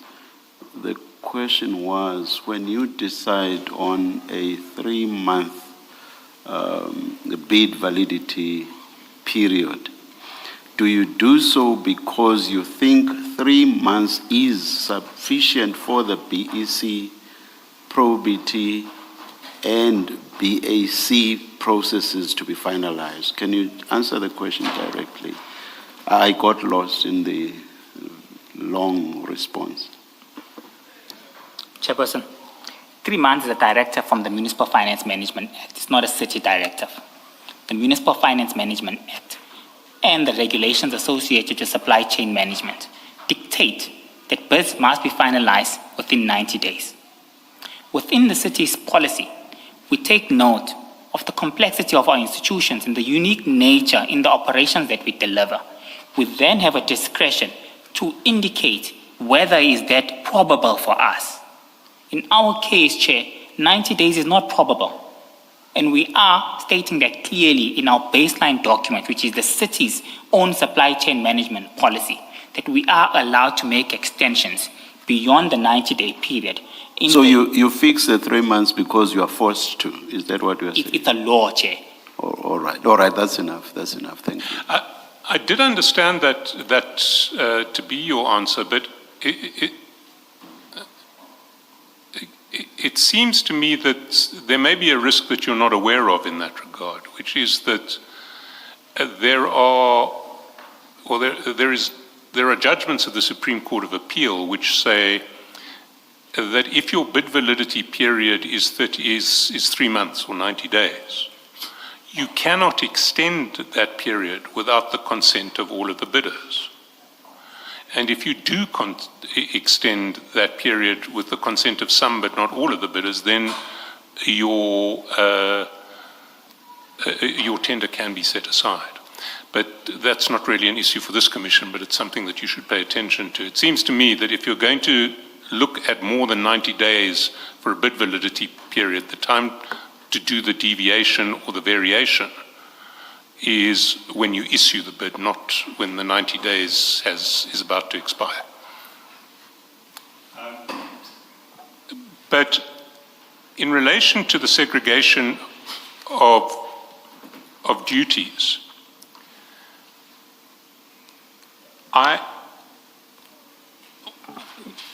you've at various points emphasized that the BEC documents are kept under lock and key at the BEC. And how I understand the process to be is that the bids are placed in a tender box or submitted somewhere, sealed, and then they are opened on a bid opening day where anyone can be present to witness that nothing's been tampered with. The BEC then has open bids. You're saying that those documents are kept under lock and key while the BEC process runs its course. Is that correct? Okay. Let's see, maybe I can expand further. Once the documents are received, opened in public, prices read out for all, and a closing register developed, circulated to all bidders on the day. From there, bid evaluation committee might not yet be constituted. Within the City of Tshwane's environment, we've got a demand management function, who then stores this document under lock and key until such point in time that a bid evaluation committee has been appointed and these documents can be formally handed over to them, still under lock and key. And is it only the bid evaluation committee that has access to those documents until the BEC has made a recommendation? Yes, Chair. And I understood your evidence to be at a certain point that you, as a member of the BAC, only get those documents when the recommendation of the BEC comes up to the BAC for consideration. To be certain, Chair, when BAC sits to consider a matter, that's when we all see documents, myself and the entire BAC. Yes. And you mentioned that in some of these cases, you only received those documents for the first time on the morning of the first BAC meeting. In all of those cases. In all of the cases, Chair. So you don't get the documents earlier so that you can prepare for the meeting? No, we don't, Chair. We don't, because this is why we have members of BEC coming to present the report. So that we're able to scrutinize the report. Me having a report a week before, creating a risk, Chair. We've seen issues of this nature in the past where BAC reports leak whilst the process hasn't been finalized. It was a really hard decision to take to safeguard what happens at BAC. Because at one point in time, we wouldn't be aware on who might have leaked this report. You can imagine, Chair, dealing with TMPD 03, complex tender of this nature, 1 week before BAC finalizes this, it's leaked and it's all out there in the public. We've had instances of this nature. Hence, I had to put in place an internal control that we will, maybe just to backtrack, Chair, we sit for an entire day, every Thursday, just looking at BAC matters, meaning we've got sufficient time to engage with the members of the BEC presenting the report. It was a step to also safeguard the process and limit any instances of any member seeing any report before they should see it and interrogate it accordingly. So in all instances, we see all reports in the morning. And that's true of the BAC members. I presume it's true of all other people outside the BEC. So, for instance, the user department head doesn't get to see the BEC documents unless that user department head happens to be a member of the BEC. True. And you as CFO don't get to see those documents unless you do so in your capacity as a member of the BAC when those documents serve before the BAC. Yes.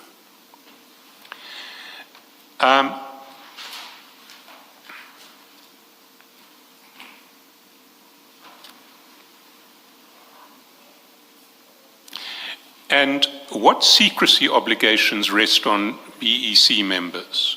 Are they under any formal written obligation not to leak any of these documents? Yes, Chairperson. If you look at the bundles within our disposal, we could even refer to the fourth bundle on my side. I'll just pick one for argument's sake on page number 9. Page number 9 is a bid evaluation committee declaration of interest. Sorry, slow down because we've now got to translate it into a reference that... Sorry, Chair. I think that will be volume, I think it's probably going to be volume 5, page 9. Let me check.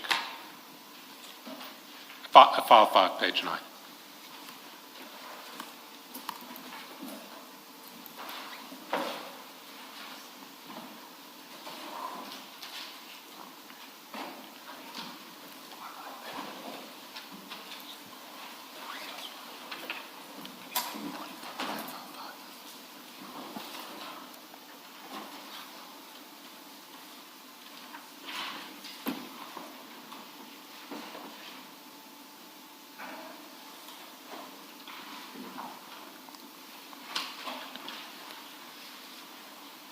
So Chairperson, if you reference this, I just took an odd one that came up my screen when I said page 9.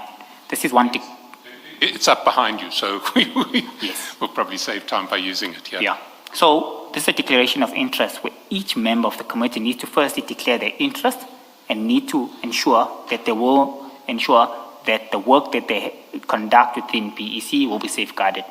Equally, at the bottom, you take note that all cell phones, recording equipment, transmitters, recorders are all handed over to committee secretariat at all points, whilst PECs are being considered for safekeeping purposes. Over and above this, Chair, they officially put this on record and they ensure that they will safeguard the work that they do within the PEC. So they are under declaration. Thanks. Then what I wanted to do is to take you through, I presume the same is true of the BAC, that the BAC is similarly under confidentiality obligations. True, Chair.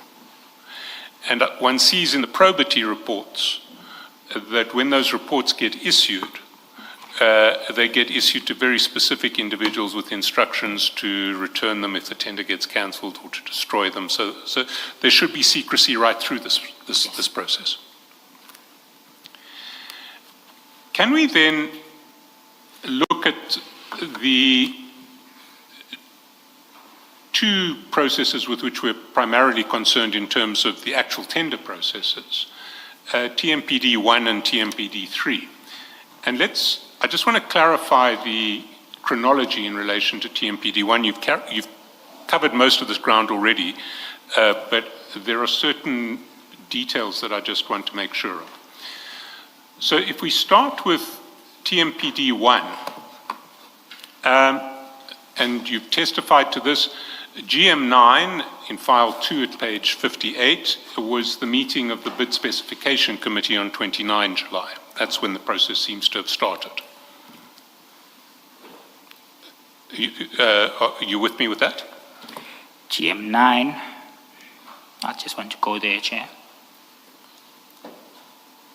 If it might help you, or if it might help the commissioners, I'm in files 1 and 2 for this section of the questioning. And in fact, in that case, your files are the same as the commissioners' files 1 and 2.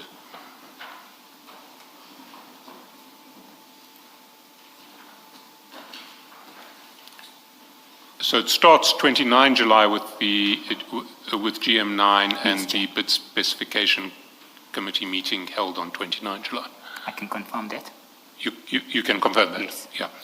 The next stage that I see is the advertisement of the bid on the 27th of August, and that's file 2, page 116, item 30 that you drew attention to in your evidence.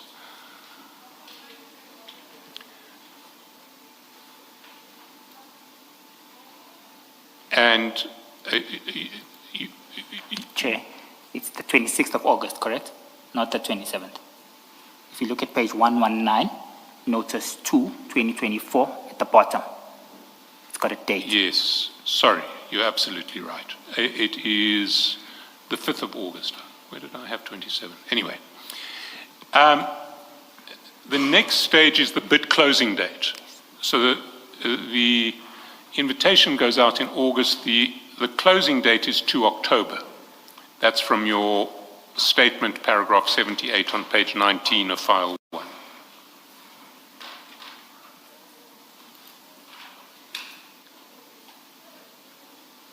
You have that? I've got that, and I can confirm. Now, this is the first point at which I need you to pay particular attention, because it's where there's a deviation from what's in your statement. So if you go to page 21, paragraph 84 of your statement, file 1, you'll say that you say the BEC was duly constituted and comprised 6 members, chaired by Mr. Victor Hopa, and commenced on 25 August 2025. Now, it seems to me that there is Well, I think the date 25 August 2025 is wrong. The first record I have of a BEC meeting is in fact 28 March 2025.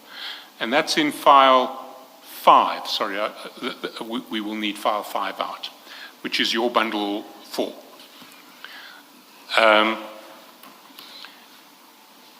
And that's on page 1 of bundle 4 or file 5. Chairperson, I see that and I agree. There are then a succession of meetings of the BEC. They're all in the same file. Page 13 of that file, we see what seems to be the second meeting of the BEC on the 1st of April, or minutes of that. Will you confirm that, just for the record? Chairperson, I'm looking at bundle number 4, and I'm seeing on item 2 on mine from page 13, a commencement of the work of BEC from the 1st of April. Of April. Yes. It continues on to the second day of April. That's page 24 of file 5, bundle 4. The 3rd of April, which we see on page 36 of those same files or bundles. The 4th of April, which is page 48. The 7th of April, which is page 60. And the 11th of April on page 72. And it seems that the 11th of April was the date of the original BEC scoring, that at that meeting they actually scored the bids, because if we go to page 84, starting on page 83, we'll see all of the score sheets from the 11th of April, at least in respect of Mr. Nkozi's brother's company in Ngapesheya. Chair, so I would maybe like to expand on that. Please do. Probably all scoring is not practical for it to occur in one day. I'm sure it would be occurring throughout the process. But with the documents that's in front of us, for this particular bid of Ngapesheya, it was all scored on this day. I can confirm that. If we go back to the meeting of 11 April, it seems that your hypothesis is probably correct, because if we go to page 76, we see the resolution at the end of that meeting. And it says, the BEC at its meeting held 11th April resolved they will continue with evaluation of TMPD 1 of 24-25 on the next scheduled meeting. They don't say when the next scheduled meeting will be, but the evaluation continues. And we've asked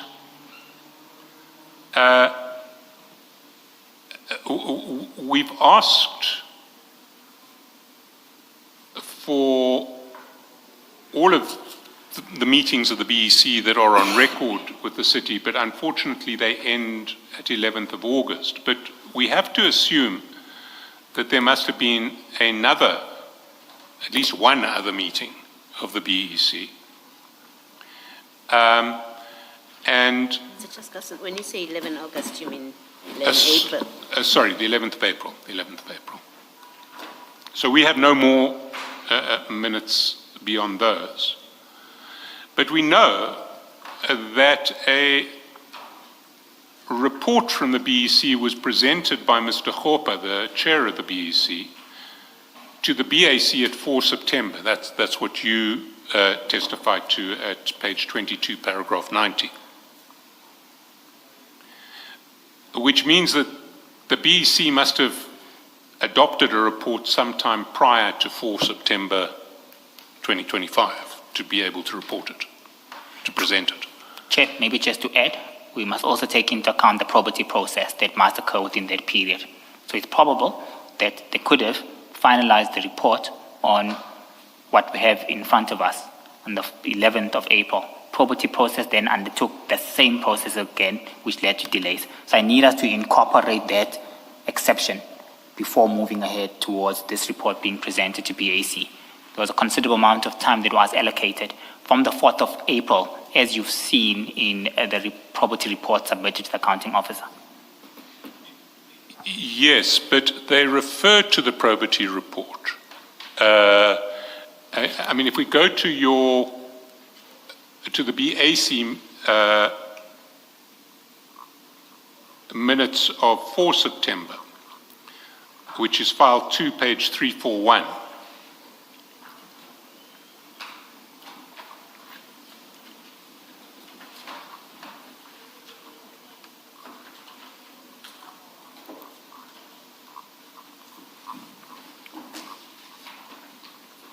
And it's an issue that you did canvass at page 346, where when the BAC meets for the first time on 4 September and Mr. Hopper presents the BEC report, the BAC complains that they haven't been given the final probity report.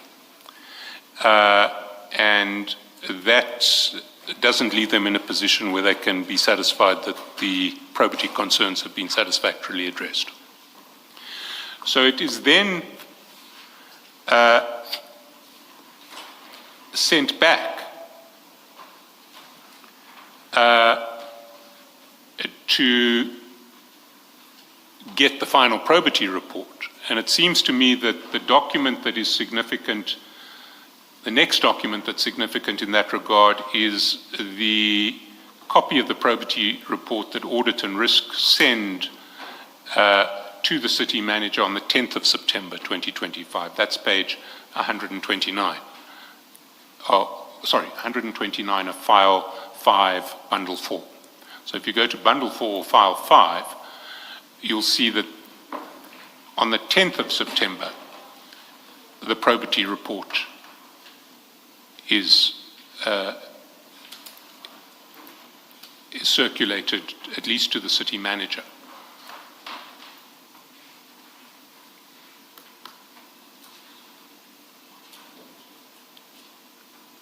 And the covering letter, do you have it?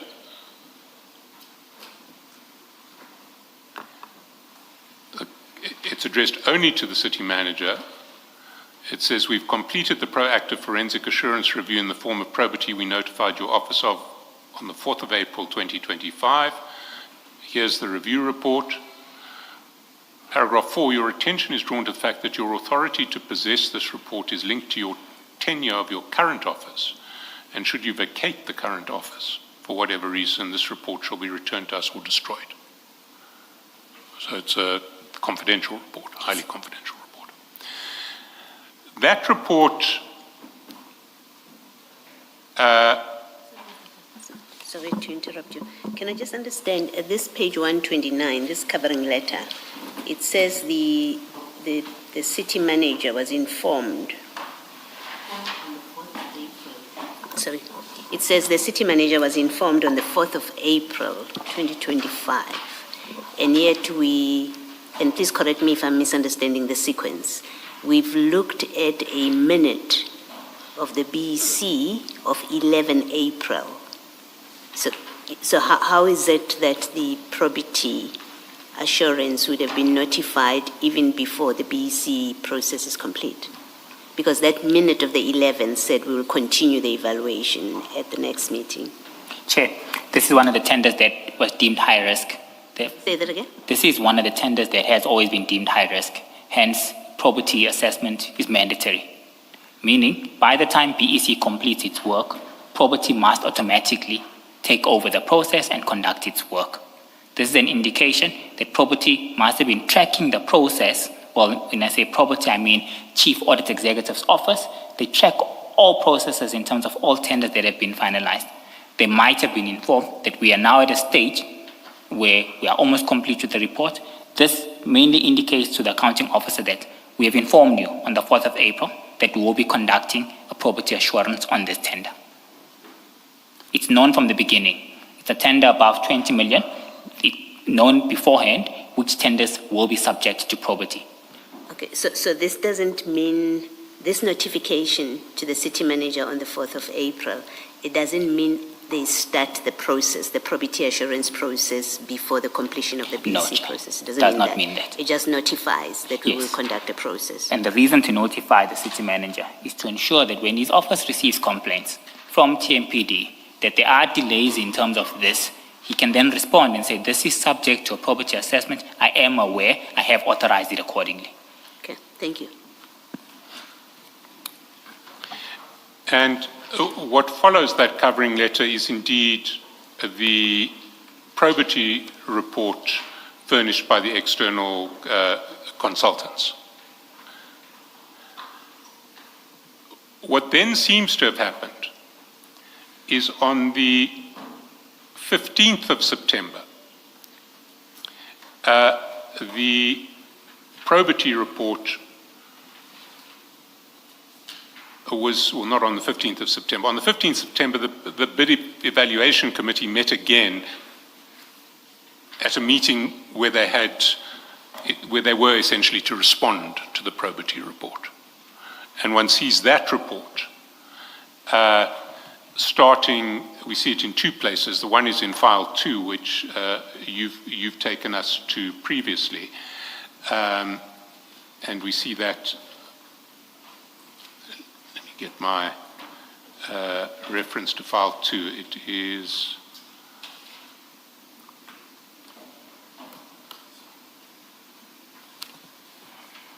it's,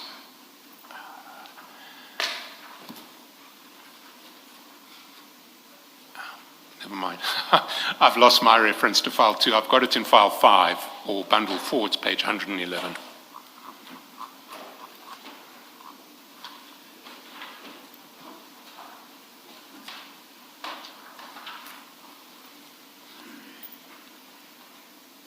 Are the minutes not on 121? There are two.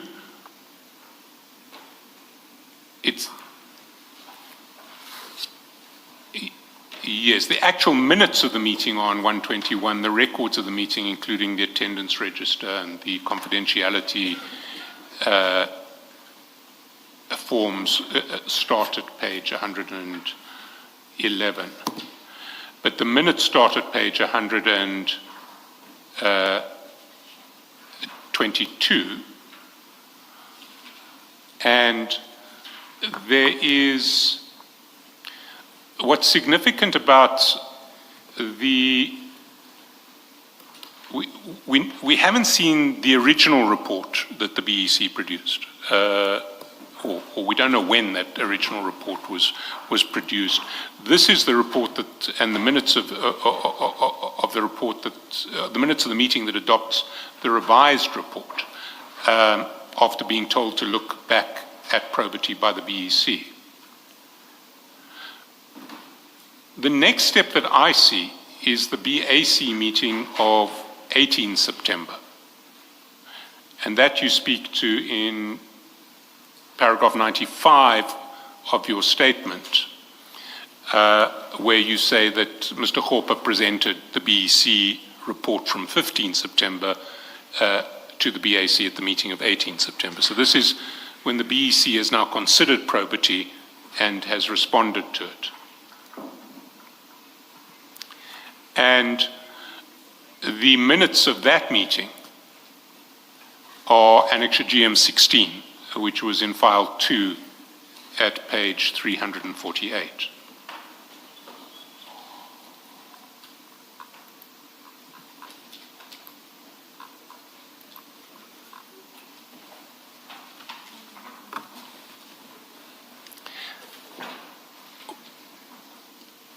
Will you just confirm that again for the record? Okay. So, Chair, for the record, meeting of the 15th of September between BEC and probity team is in reference to addressing shortcomings that had been identified from the BAC of the 4th of September. This meeting and the outcomes of that result are then presented to the BAC of the 18th. So I just wanted to ensure that we're on the same page in terms of the sequence of events. Yes. And then on the 18th, what happens after the BAC meeting is reflected in a letter from Mr. Khopa that we see in file 5 or bundle 4 at page 158.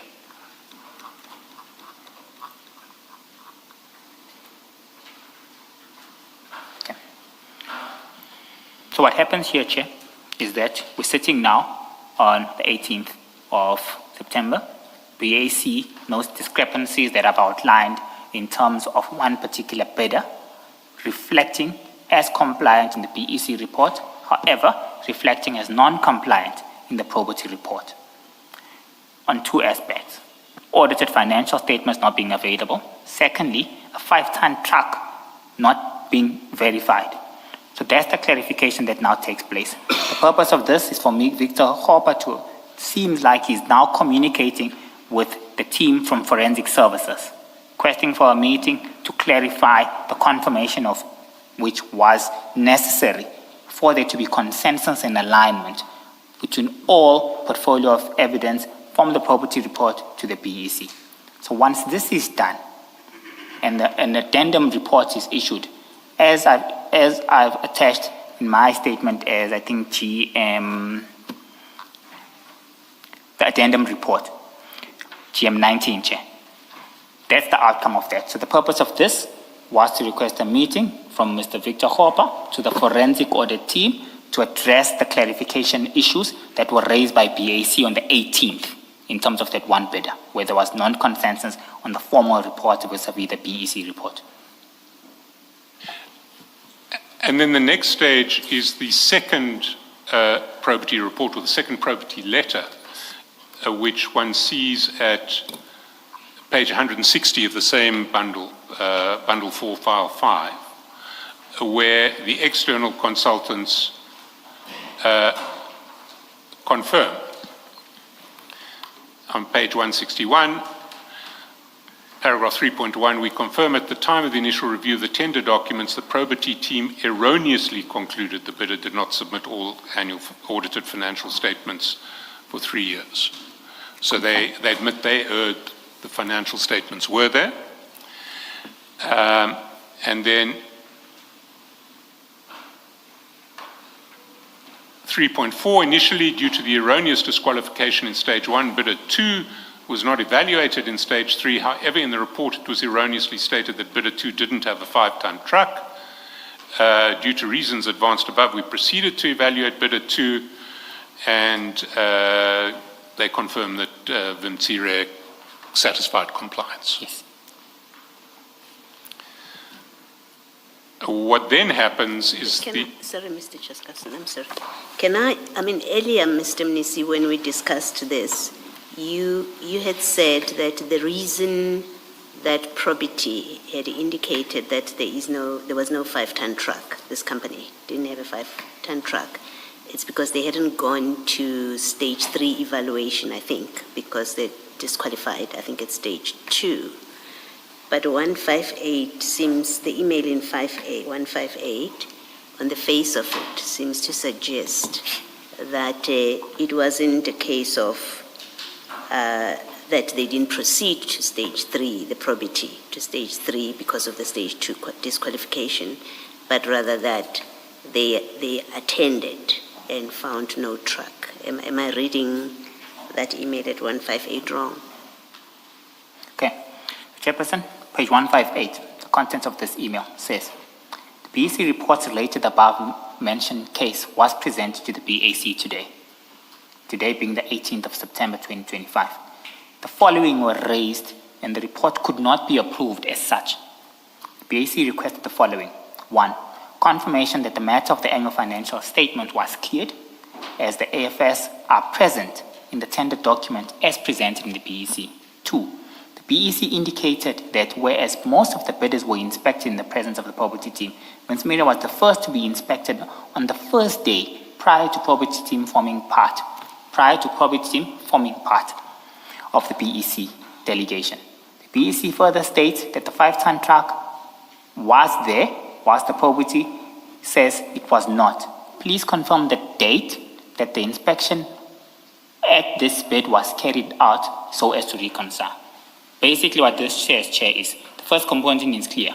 You need to verify whether you've seen the financial statements as we have seen. This is BEC. Secondly, BEC says we went out on our own, we found the truck. You go out, you say you did not find the truck. You then go out again and you find it. Please confirm that now. Please confirm your third process where you validate that the bidder was carried out so as to reconcile, meaning so that the BEC and the probity team are able to reconcile. Further to that, Chair, on 161, 3.4, initially, due to the erroneous disqualification at stage 1, bidder 2 was not evaluated for stage 3. This is the external party confirming and giving a statement.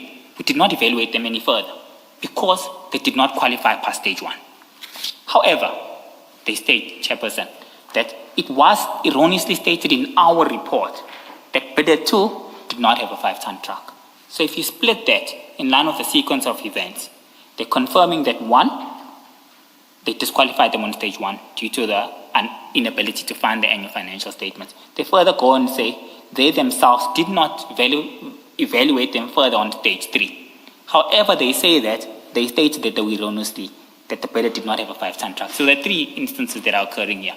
And the probity team is confirming that they did not look at it, 1. Secondly, they made an error where they are saying that this bidder did not have a 5-ton truck, whereas there was a 5-ton truck. Thank you. And then at that last BAC meeting, after receiving confirmation from the probity consultants that their concerns have been addressed, the BAC awards the tender, recommends the award of the tender. Yes.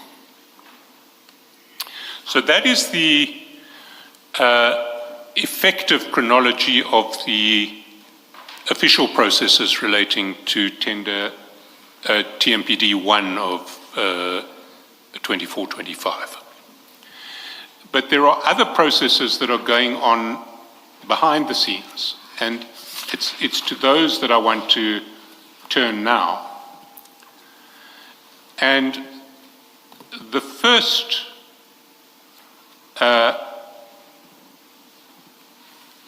non-official process that we see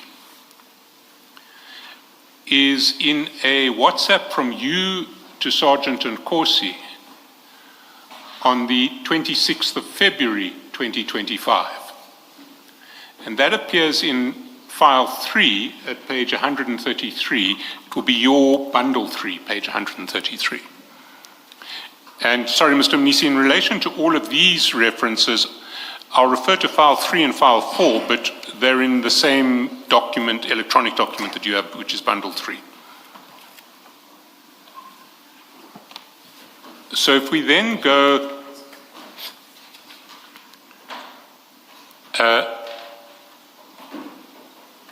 to page 133, do you have it? Yes, I've got it, Chair. And you'll see at the foot of the page, and sorry, before we get to the details, due to a failure to change a software setting, all of these chats between you and Mr. Nkosi are in what is called UTC, which is 2 hours behind South African time. So when there's a time in a chat between you and Sergeant Nkosi, you need to add 2 hours to it.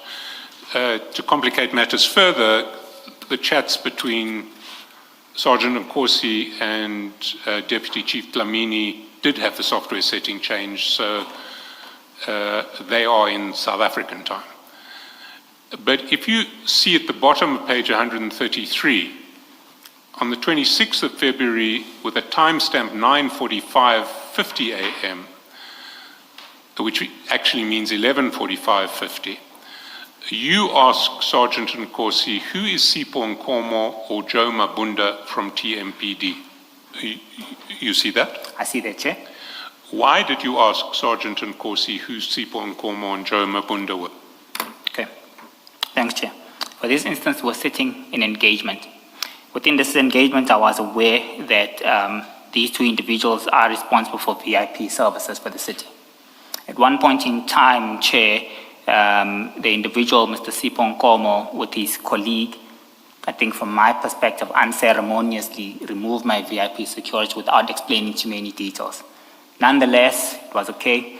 We proceeded as is, and I needed to ensure that it's him, so I'm able to have a discussion with him and confront him on why can't you at least follow due processes and ensure that you inform me in the event that the city decides that there are no longer any risks that are facing me, and further to that, my VIP security is for whatever reason, which is justified, I'm sure, removed.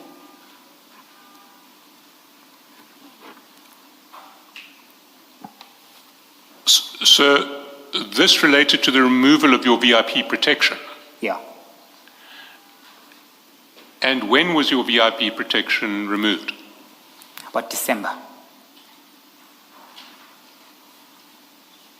So between December and, for how long was it removed? Ever since. So between December and the end of February, you had no protection officers assigned to you? No. And you were told that it was Sipho Nkomo and Joe Mabunda who were responsible for that decision? Yes, by my VIP protection, who informed me that they had been reassigned by these two gentlemen. Why did you want to know?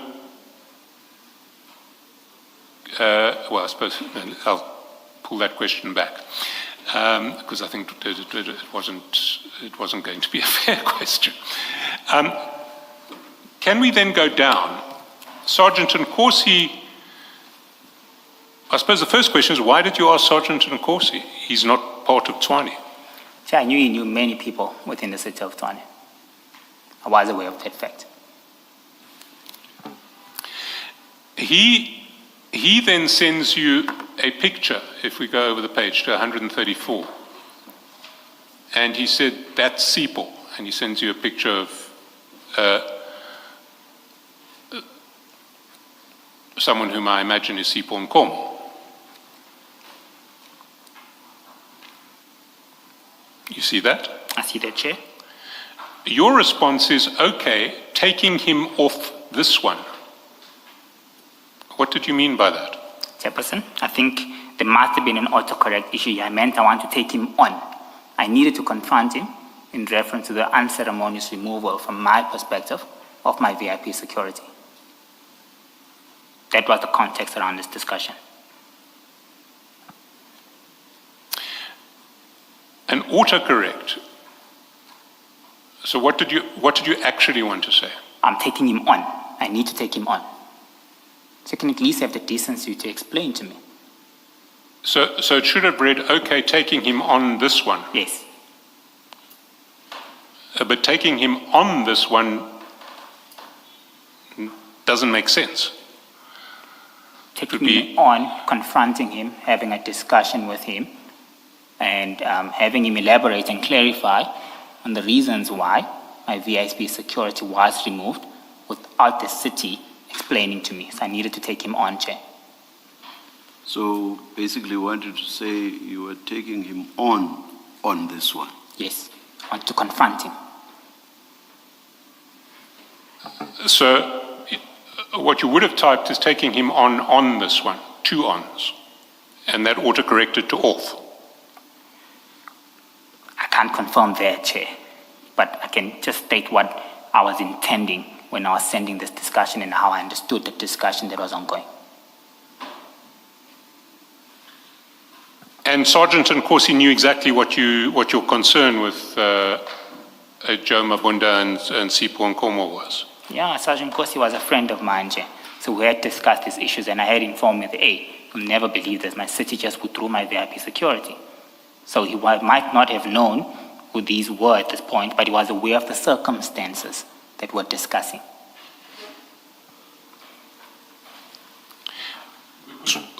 When we asked him about this, he didn't indicate anything about a security detail that had been removed? Yeah. Chair, I can't confirm on what Sergeant Nkosi was stating. I think from my perspective, I want to give an account on exactly what I meant under the context of this discussion, how I understood it then, and what the context was now, and how I presumably understood it then. His response, I can't really account for that, Chair.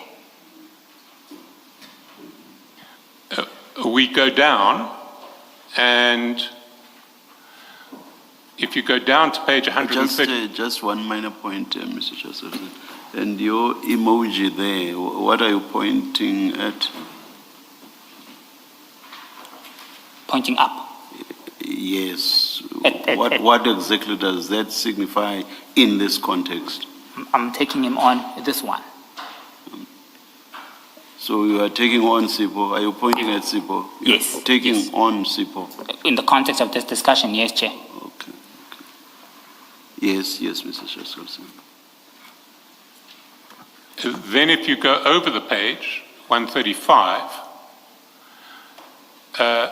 Sergeant Nkosi sends you a Facebook link to a video of Joe Mabunda, and your response, you see that? Yes, Chair, I see that. And your response is really 3 laughing emojis. Yeah. Why 3 laughing emojis? The video, Chair, was a lady giving him flowers. Should have been the other way around from my perspective. Normally gentlemen give ladies flowers. And you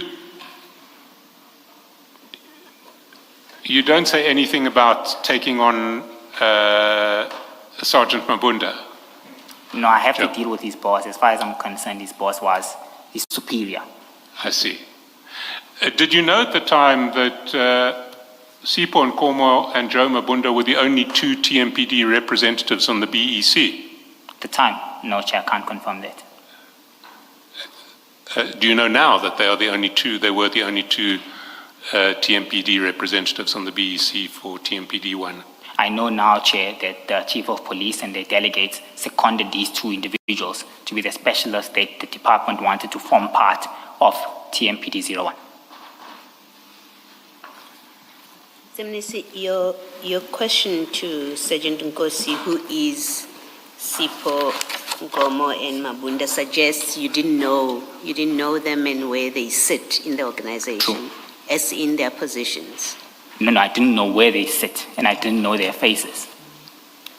Did you know that they are responsible for your security? Yes, my security detail would inform me that the brigadier in charge would be this individual. Okay. And who was the head of your security internally? Head of security in Swane? Head of VIP or head of security? VIP. This is the gentleman who's in charge of that. The brigadier involved. According to my understanding, as part of their structure, it's a function delegated to him. Of course, the chief boss is the chief of police. Okay.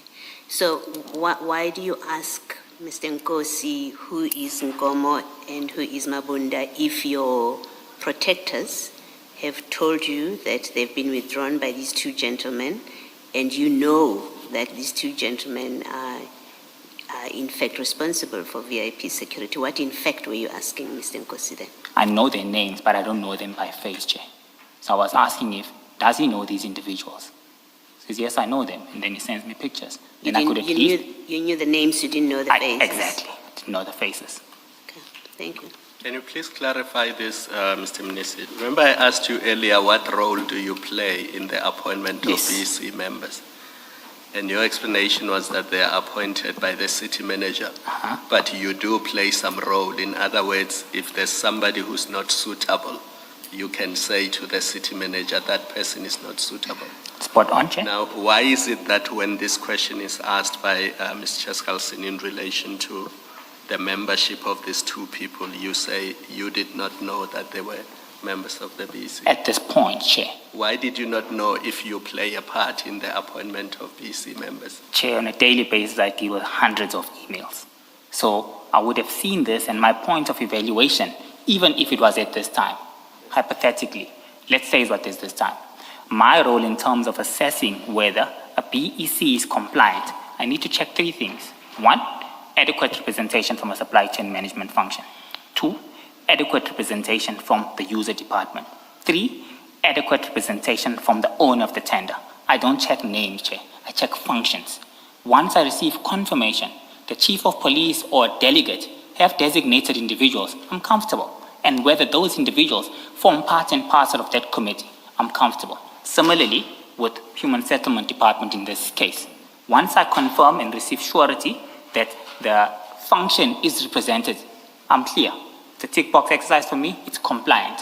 Let me put it this way then. When that BEC was appointed, you have received the names of the people who are nominated. And in that list, these 2 people would have been there. At best for you, you can say, I didn't pay attention then, but I must have got it and they were there. Chair, what I can confirm is that I must have been obviously carbon copied on the submission that was sent to the city manager, but I do pay attention, and I pay attention on functions. Chairperson, we've got in excess of 23,000 employees at the city of Tshwane. So I need to pay attention to function. That's what keeps me sane in terms of accountability, that the key baseline building blocks have been dealt with accordingly. I'm unable to recall names as opposed to functions. I rather deal with functions. It gives me a sanity check that indeed compliance has been met. The latter answer is more acceptable than the first one, because the first one you said you did not know. But when you say they must have been there, I just didn't pay attention, I accept that. But the first one just did not make sense to me.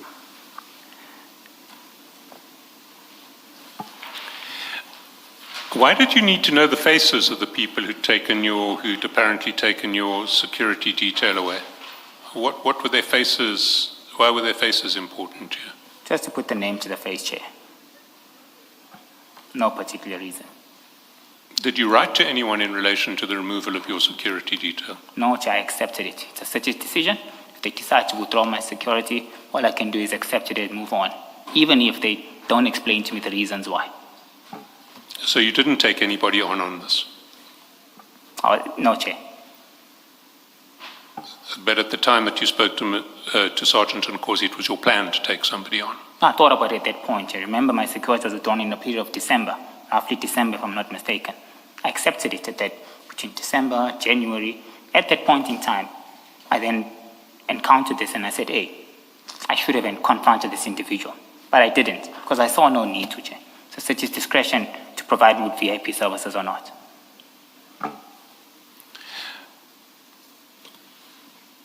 Sorry, I'm just trying to follow that answer. So in February, when you asked Sergeant Nkosi who Nkomo and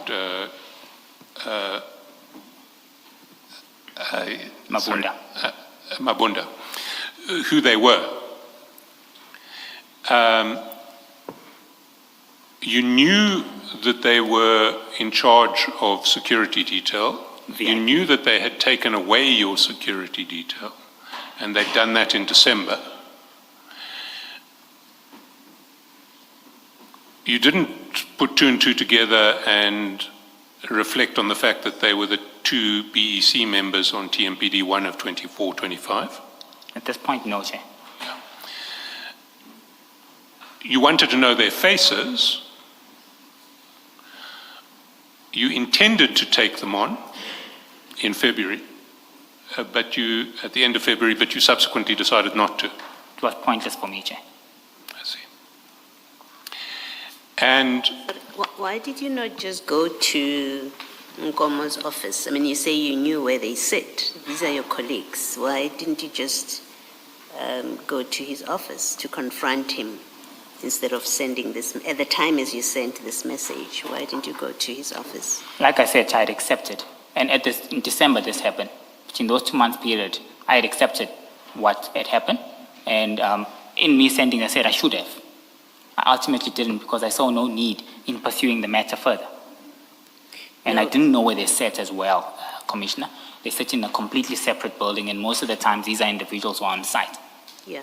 Well, you're writing in February, and you say, I'm taking him on. Yes. So my question is, at the time that you you write the WhatsApp message? Why don't you go to his office? Because you know who this person is. Why don't you go to them to take them on, if that was the intention? Chair, I think I was busy with more important matters than to prioritize this personal matter. That the city had decided to remove my guards. It would have been taken as a personal matter, and I needed to ensure that I disassociate any formalities from that. Hence, there was no need for me to pursue the matter any further. But I should have. In my mind, I should have. I shouldn't have let this thing go, because it's unfair. A normal process that must happen is that if you withdraw individuals' security detail, decency to tell them. Yeah. You don't do that. I hear from the detail themselves saying, Mr. Mnisi, we're not coming to pick you up today. Yes. We have been reassigned. Well, we know you didn't take it up, so I think we are past that. A different question, do you have any idea why Mr. Sergeant Nkosi would mention to you, or would consider it necessary to mention to you, that Joe Mabunda is going on pension this year, if all you're doing is asking about matters of security that you have discussed with him? Sergeant Nkosi knows you are asking these questions about these two people because of your security, the withdrawal of your security. Why do you think he would find it necessary to mention to you that he's going on pension this year? Must have been additional information sharing, Chair. I had no interest in that. Must have been just informing me what he was aware of. Okay. Thank you. Chair, it's sort of shortly before 4 o'clock. I'm about to embark on a fairly lengthy, different line of cross-examination questioning. Can I suggest we take the adjournment here?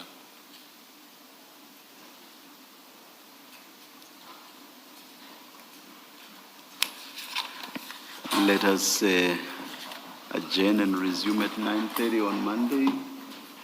Let's adjourn.